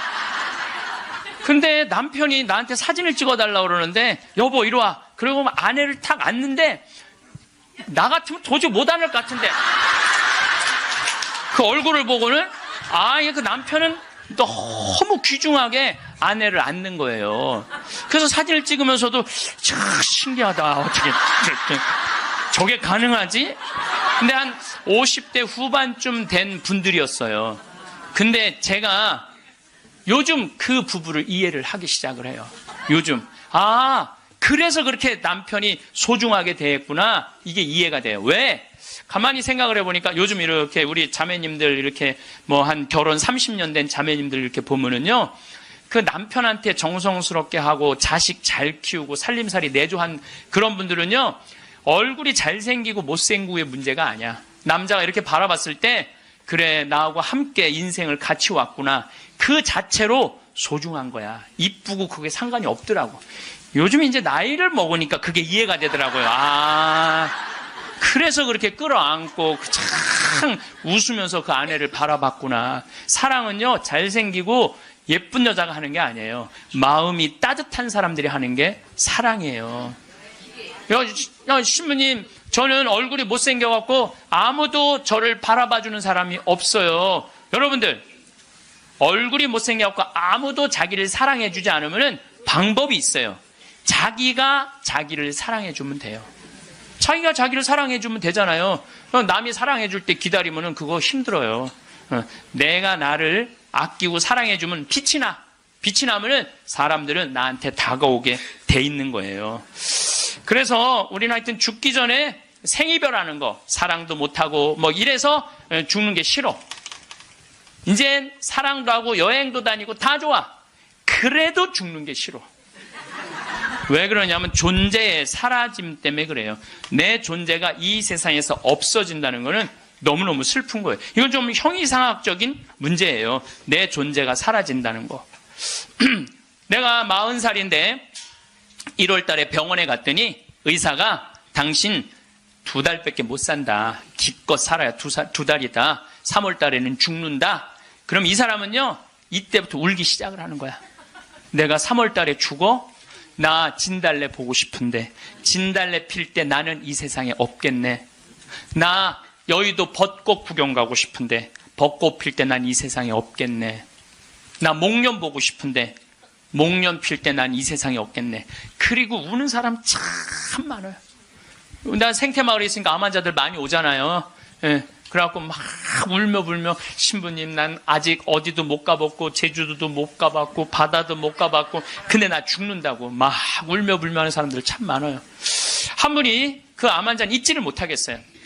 암 진단을 받고 영등포에 역에 딱 섰는데 온 세상이 찬란해 보이더래. 온 세상에 막 딱 했는데 그 리아카를 그 박스를 그냥 묶어갖고 리아카를 끌고 가는 할아버지가 너무 멋있어 보이더래. 저 할아버지는 살아서 생명을 누리고 살고 있구나. 저 할아버지는 생명을 누리고 살고 있구나. 그 할아버지가 그렇게 힘차 보이더래. 이 포장마차에서 떡볶이하고 오뎅을 끓이느냐고 땀을 흘리는 그 아줌마에 너무 부럽더래. 그리고 버스가 온다고 막 버스 잡는다고 막 사람들이 뛰어갈 때 생명이 막 흘러 넘치더래요.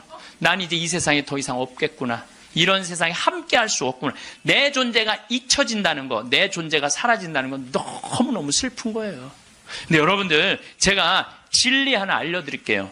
우리 인간은요, 죽기 전까지는요, 절대 안 죽어요.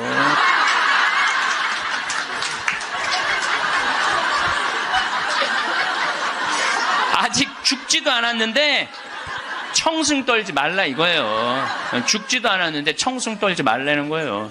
근데 많은 사람은 아직 죽지도 않았는데 죽은 것처럼 사는 사람들 많아요. 난 죽을 거다. 그래서 암 환자들도 두 종류가 있어요. 살아있는 동안 즐겁게 살다가 죽는 사람이 있고 아직 죽지도 않았는데 죽은 거 지금 죽다가 살다가 죽는 사람이 있다니까요. 그래서 죽기 전까지는 절대 안 죽어요. 작년 8월 달에 우리 생태마을에 이제 우리는 암 환자를 더 이상 안 받습니다. 이 방송 보시는 분들 이제 더 이상 암 환자를 안 받아요. 왜 암 환자를 안 받냐? 우리 집은 사실은 암 환자들 치료 기관이 아니라 환경 교육하고 교우들 피정하는 집이에요. 근데 워낙 먹을거리가 좋고 이래서 내가 암 환자들을 받았는데 요즘은 피정하겠다는 분들이 너무 많이 와서 그분들은 전부 다 청주 꽃마을로 가라고 그래요. 거기 이제 암 환자 전문 기관이니까. 그래서 암 환자를 안 봤는데 작년 8월 달에 암 환자가 또 왔어요. 근데 이 사람은 천주교 신자도 아니야. 천주교 신자도 아닌데 이 대장암이 걸렸는데 열어보니까 직장암이 걸렸는데 대장까지 다 퍼진 거야. 그래서 의사가 다시 덮은 거예요. 그리고 딱 왔는데 몸무게가 30kg야. 30kg. 30kg면은 항암을 못 한대요. 40kg가 넘어야지 항암을 한다는 거예요. 근데 이분이 2달밖에 못 산다고 그러는데 내가 2달 있다가 죽을 거라면 병원에서 죽고 싶진 않더래요. 그러니까 2달 동안 먹지도 입지도 못했던 거야. 이 자매가. 그래갖고 이제 생태마을에 8월 달에 온 거야. 우리 생태마을에 머물고 싶어갖고. 경치 좋은 데서 개신교 신자야. 하나님 찬양하고 죽겠다고. 응. 그래갖고 이제 내가 이제 만나러 나가려고 그랬더니 직원들이 신부님 받지 말라고. 지금 방이 예약이 이미 10월, 11월 달까지 다 차가고 그분이 받으면 안 된다고. 절대 받지 말라고 그러는 거예요. 내가 또 마음이 약해갖고 잘 받거든요. 그러니까 이제 직원들이 이제 그 마음 약해질까봐 받지 말라고. 근데 내가 딱 마당에 나가서 그 자매를 딱 봤는데 이뻐.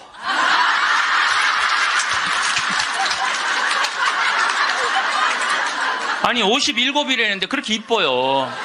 이쁘더라고요. 그러니까 난 서 있지를 못하는 거야. 2달 동안 입지도 먹지도 못했으니까. 너무 이쁘더라고요. 그래서 신부님 나 2달밖에 안 남았는데 여기 있고 싶다고 좀. 그래서 내가 직원들한테 야 죽은 사람 소원도 들어준다는데 산 사람 소원 하나 못 들어주냐? 그 침대 있는 방 그거 내주자. 그리고 우리가 8월 9월 추석 들어있으니까 그땐 손님이 좀 뜸하지 않느냐. 그래서 받자. 받았어요. 받았는데 이 자매가 유명한 번역가예요. 중국어, 영어, 독일어를 할 줄 아는 유명한 번역가예요. 여러분들도 아마 그분 책을 한 번씩 봤을 거예요. 근데 어쨌거나 우리 집에 와서 2달 동안 밥도 못 먹었다는 자매가 병원에서 우리 집에서는 밥을 나보다 더 먹는 거야. 밥이 너무 맛있다는 거야. 밥이 너무 맛있다는 거야. 밥이 너무 맛있다는 거예요. 그리고 이제 뒤에 이제 산책 둘레길이 1시간짜리가 있는데 그 둘레길을 돌면서 너무너무 행복하다는 거야. 너무너무 행복하다고. 이제 그래갖고 뭐 그런가 보다 해갖고 이제 10월 달이 됐는데 이제 2달 후에 방 빼줄 생각을 안 하는 거야. 2달 있다가 죽는다고 그래서 받아줬더니 살이 더 통통 찌는 거예요. 살이 더 통통. 근데 10월 달에 오더니 이 자매가 하는 말이 신부님 내가 미사 참여를 해보니까 성체가 너무 좋다는 거예요. 개신교는 성체 성사가 없잖아요. 예수님을 몸 안으로 영한다는 게 여러분들 참 여러분들은 행복한 사람들이에요. 여러분들 사랑은 뭐냐면요. 사랑은 같이 있고 싶은 거야. 여러분들 1살, 2살짜리 애 낳았을 때 걔 보고 있으면 같이 있고 싶어? 같이 안 있고 싶어요? 너무 사랑스럽죠? 네.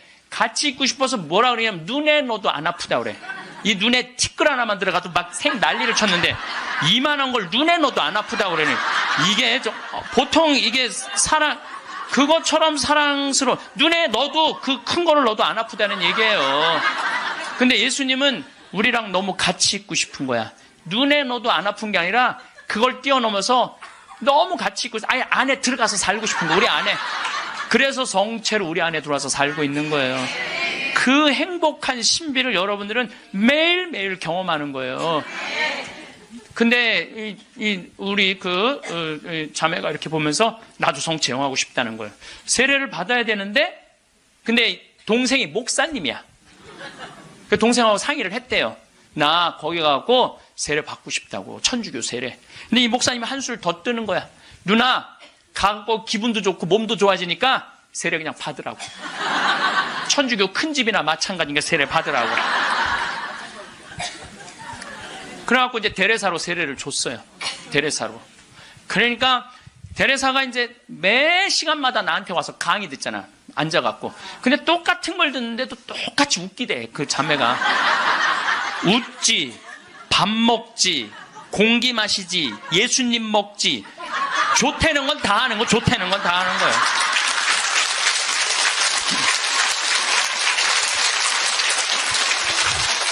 제가 시작 기도로 바친 게 이 자매가 나한테 메시지를 보낸 거예요. 네. 암이라고 하는 무서운 병을 만나면서 비로소 하느님을 만나게 되었습니다. 그 전까지는 교회도 잘 안 나갔대요. 관념이나 추상적인 존재로서가 아니라 매일매일의 삶과 고통 속에서 이전에 중요하다고 생각했던 것들이 얼마나 덧없음도 알게 되었고 저를 겸손하게 만드신다는 걸 감사하고 있습니다.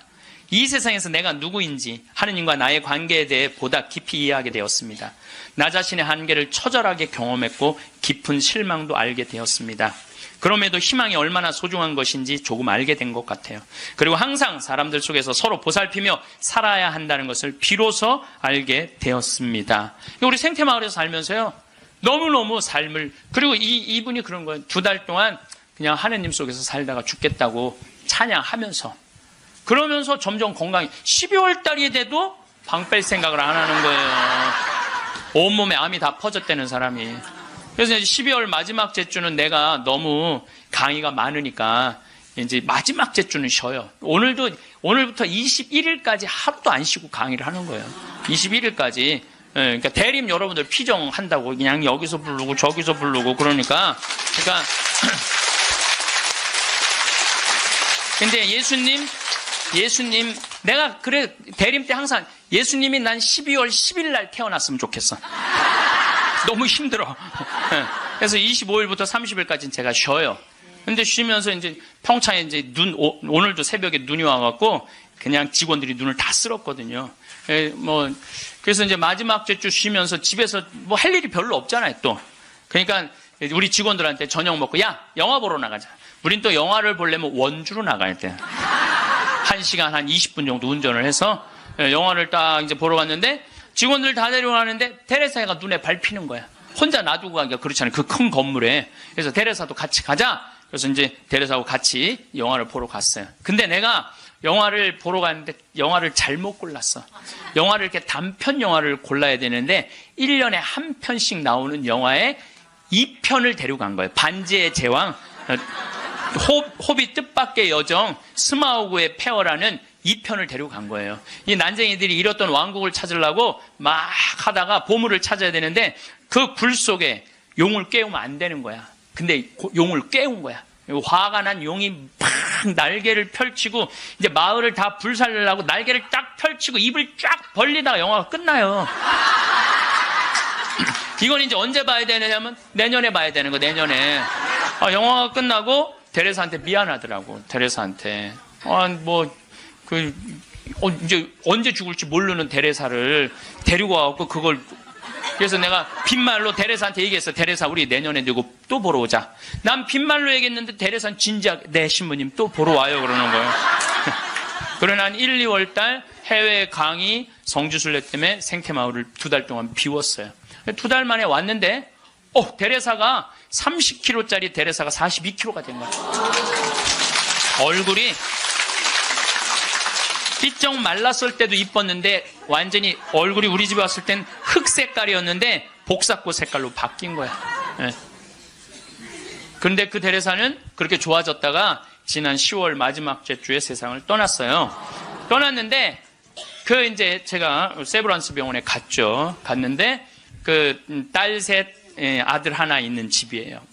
근데 막내 여동생이 언니 마지막 임종을 지켰는데 그 목사님도 제가 만났어요. 근데 그분들이 이런 얘기를 저한테 전해주더라고요. 신부님, 우리 언니가 50, 이제 거의 60까지 산 거죠. 이 평생 살면서 지난 1년처럼 행복했던 적이 없었다는 거예요.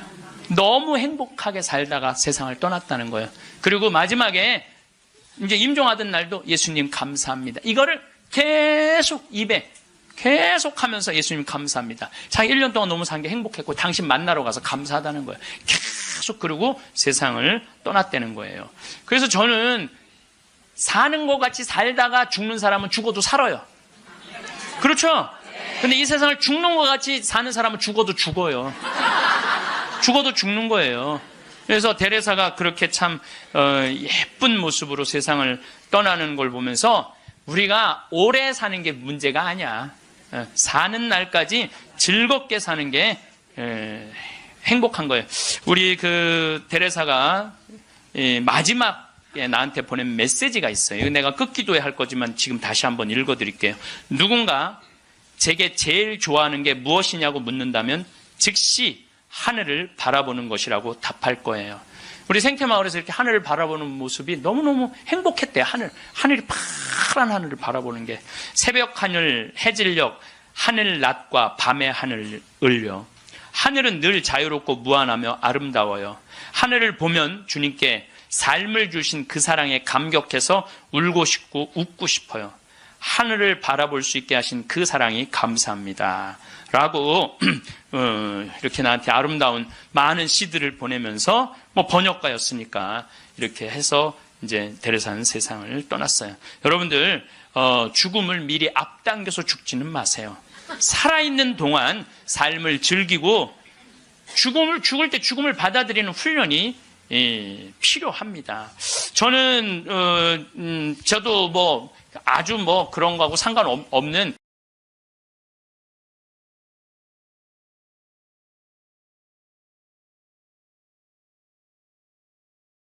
성공한 사람들을 보면 크게 두 부류로 나뉘는 걸 알 수 있습니다.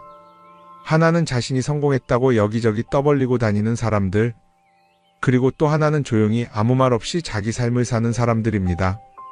우리는 흔히 성공을 하면 자연스럽게 자랑하고 싶어질 거라고 생각하죠. 좋은 차를 사고 비싼 시계를 차고 SNS에 멋진 사진을 올리고 싶을 겁니다. 왜냐하면 그렇게 하면 남들이 나를 더 인정해 줄 거라고 믿으니까요. 하지만 현실은 그렇지 않습니다. 오히려 진짜 성공한 사람들은 그렇게 행동하지 않습니다. 왜냐하면 보여줄 필요가 없기 때문입니다. 돈이 많다고 높은 자리에 있다고 유명하다고 해서 굳이 그걸 드러낼 필요는 없습니다.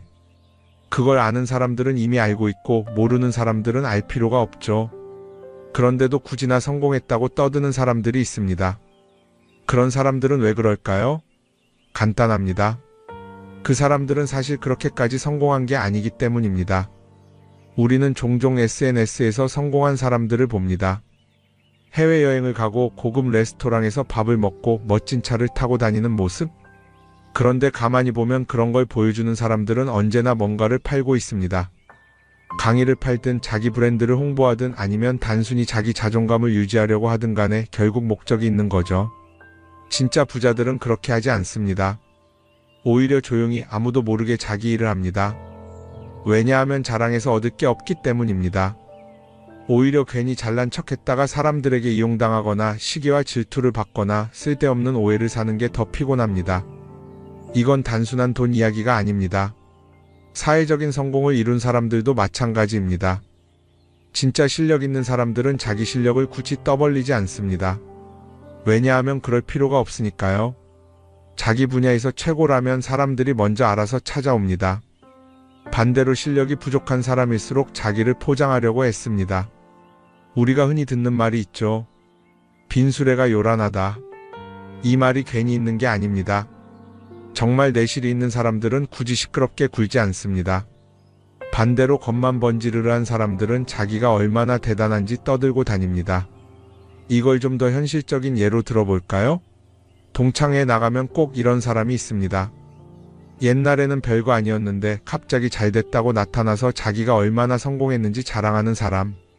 처음에는 다들 와 대단하다 하고 들어주지만 시간이 지나면 어떨까요? 대부분 속으로 이렇게 생각할 겁니다. 저 사람 뭐 저렇게까지 티를 내? 결국 그런 사람은 점점 멀어지게 됩니다. 반면에 정말 성공한 사람들은 조용합니다. 굳이 자기가 어떻게 살고 있는지 설명하지 않죠. 그런 사람들은 오히려 주변에서 먼저 알아보고 자연스럽게 존경을 받습니다. 그게 진짜 성공입니다. 그럼 우리는 어떻게 해야 할까요? 내가 뭔가를 이루었을 때 굳이 남들에게 알릴 필요가 있을까요? 물론 가까운 사람들에게 좋은 소식을 전하는 건 좋습니다. 하지만 굳이 모든 사람들에게 나 이렇게 잘 살고 있어요 하고 알릴 필요는 없습니다. 그런 행동은 결국 나에게 득이 되지 않습니다. 성공이라는 건 원래 조용한 겁니다. 내가 잘 되고 있으면 주변 사람들이 자연스럽게 알게 됩니다. 굳이 내가 말하지 않아도 내 행동과 태도에서 묻어나오게 되어 있습니다. 그러니 굳이 보여주려고 애쓰지 마세요. 오히려 그게 더 진짜 성공한 사람의 태도입니다. 사람은 사회적 동물이라고 하잖아요. 혼자 살아갈 수 없고 결국 사람과의 관계 속에서 기쁨도 얻고 때로는 상처도 받습니다. 그런데 한 가지 생각해 볼 게 있어요. 우리가 정말 인간관계가 필요해서 맺고 있는 걸까요? 아니면 그냥 그래야 한다고 배워서 어쩔 수 없이 유지하고 있는 걸까요? 어릴 땐 친구 많으면 좋다고 하죠. 사회생활에서도 인맥이 중요하다는 말을 많이 합니다. 그런데 정작 주변을 보면요, 인간관계가 넓은 사람일수록 스트레스를 더 많이 받아요. 전화벨이 울릴 때마다 이번엔 또 무슨 부탁일까 싶고 단체 채팅방에서 메시지가 올 때마다 이걸 또 어떻게 대답해야 하나 고민하죠. 관계가 많아질수록 책임과 피로도 함께 늘어나는 겁니다. 어떤 사람들은 인간관계를 줄이면 외롭지 않겠냐고 해요. 그런데 가만히 생각해보면 진짜 외로움을 느끼는 순간이 언제인지 아세요? 오히려 불필요한 인간관계 속에 있을 때입니다. 같이 밥을 먹고 얘기를 나누는데도 뭔가 허전하고 대화가 컥 돌고 속마음을 나누지도 못할 때, 그럴 때 우리가 더 외롭다고 느끼죠. 그렇다고 당장 인간관계를 다 끊어버릴 순 없겠죠. 하지만 적어도 내가 정말 소중하게 여겨야 할 관계와 그냥 관성적으로 유지하는 관계는 구분할 필요가 있습니다. 예를 들어 매번 나한테 부탁만 하고 정작 내가 어려울 땐 연락 한 번 없는 사람. 내가 실수하면 뒷담화를 하면서 내 앞에서는 웃는 사람. 이런 관계를 굳이 계속 이어갈 이유가 있을까요? 가끔은 이런 경험도 있을 거예요. 우연히 어떤 사람과 친해졌는데 만난 지 얼마 되지도 않았는데 너무 많은 걸 털어놓는 사람들 있죠. 자기 속사정부터 가족 문제, 직장 고민까지 쏟아내는 사람들. 이런 경우 두 가지의 가능성이 큽니다. 하나는 그냥 감정적으로 의존할 사람이 필요해서일 수도 있고 또 하나는 내가 믿을 만한 사람인지 떠보는 걸 수도 있어요. 어떤 경우든 이런 관계는 오래가기 어렵습니다. 사실 친밀함이라는 건 시간이 필요한 법이에요. 적당한 거리를 두고 천천히 서로를 알아가야 하는데 초반부터 급격하게 가까워진 관계는 쉽게 무너지는 경우가 많습니다. 처음엔 친하다고 생각했는데 어느 순간 사소한 일로 틀어지고 결국 남보다 못한 사이가 되는 거죠. 그러면 인간관계를 어떻게 해야 할까요? 답은 간단합니다. 억지로 맺지 말고 굳이 유지하려고도 하지 않는 거예요. 내가 편한 관계라면 자연스럽게 이어질 것이고 그렇지 않다면 서서히 멀어질 겁니다. 그리고 그걸 억지로 붙잡지 않아도 괜찮습니다. 관계를 유지하는 데 에너지를 쓰기보다는 정말 소중한 관계에 집중하는 게 더 낫지 않을까요? 어떤 사람은 내가 인간관계를 줄이면 나중에 나 혼자 남는 거 아니냐 걱정하기도 해요. 그런데 생각해보면요, 진짜 나를 위하는 사람은 많지 않아요. 인간관계를 줄인다고 해서 완전히 혼자가 되는 게 아닙니다. 오히려 불필요한 관계를 정리하고 나면 남아있는 관계들이 더 단단해지고 가치 있게 느껴질 겁니다. 예전엔 인맥이 자산이라는 말을 많이 했어요. 그런데 요즘은 꼭 그렇지도 않죠. 오히려 불필요한 인간관계가 많으면 그게 짐이 될 수도 있어요. 적당한 거리, 적당한 선. 이걸 잘 지키는 게 결국엔 가장 편한 인간관계를 유지하는 방법 아닐까요? 한번 곰곰이 생각해 보세요. 지금 내 주변에 있는 사람들 중에서 내가 정말 편하게 만날 수 있는 사람이 몇 명이나 되는지, 내가 억지로 맞춰주고 있는 관계는 없는지. 관계를 줄이면요, 외로워지는 게 아니라 오히려 더 자유로워집니다. 그리고 자유로워진 만큼 내 인생에서 정말 중요한 것에 집중할 수 있게 됩니다. 인간관계 너무 많은 걸 신경 쓰다 보면 정작 중요한 걸 놓칠 수 있어요. 그러니까 이제는 한 번쯤 정리해보는 것도 나쁘지 않을 겁니다. 사람들이 돈을 많이 벌고 싶어 하는 이유가 뭘까요? 단순히 돈이 많으면 좋으니까? 물론 그것도 있겠지만 사실 돈을 원하는 진짜 이유는 더 나은 삶을 살기 위해서겠죠. 그런데 문제는 돈을 많이 번다고 해서 반드시 삶이 나아지는 건 아니라는 겁니다. 오히려 더 많이 벌수록 더 많이 쓰게 되는 경우가 많아요. 가끔 이런 생각해 본 적 없으세요? 예전에는 돈이 지금보다 훨씬 적었는데 이상하게 그때가 더 여유로웠던 것 같다. 왜 그럴까요? 사실 우리가 원하는 건 돈 그 자체가 아니라 돈을 통해 얻을 수 있는 자유인데 돈을 벌면 벌수록 그 자유를 잃어버리는 경우가 많아요. 더 좋은 차, 더 좋은 집, 더 좋은 옷을 사면서 점점 더 많은 돈이 필요해지고 결국엔 돈을 벌기 위해 또다시 일해야 하는 악순환에 빠지게 되는 거죠. 한번 생각해 봅시다. 우리가 정말 필요해서 뭔가를 사는 경우가 얼마나 될까요? 필요해서라기보다는 남들이 가지고 있으니까, 없어 보이기 싫으니까, 혹은 그냥 기분 전환을 위해서 소비하는 경우가 훨씬 많아요. 그리고 그런 소비를 할 때마다 스스로 이렇게 합리화를 하죠. 이 정도는 나를 위한 투자야. 그런데 가만히 보면 그 소비가 진짜 나를 위한 소비인지 아니면 그냥 사회가 만든 기준에 끌려가고 있는 건지 헷갈릴 때가 많습니다. 예를 들어 예전에는 스마트폰 하나면 충분했는데 이제는 스마트워치도 있어야 하고 무선 이어폰도 필요하고 태블릿도 있어야 할 것 같고 하나를 사면 또 다른 무언가가 필요해지는 시기예요. 사실 이건 우리가 그렇게 만들어진 겁니다. 광고도 그렇고 SNS도 그렇고 자꾸 우리에게 이렇게 말하죠.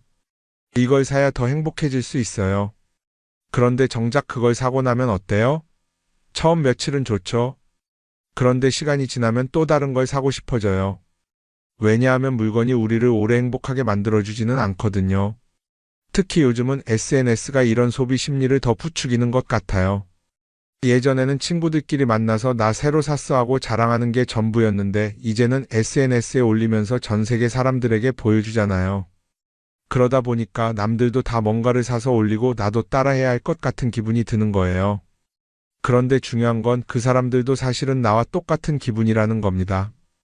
내가 남을 부러워하는 만큼 나도 누군가에게 부러움을 사려고 애쓰고 있는 거죠.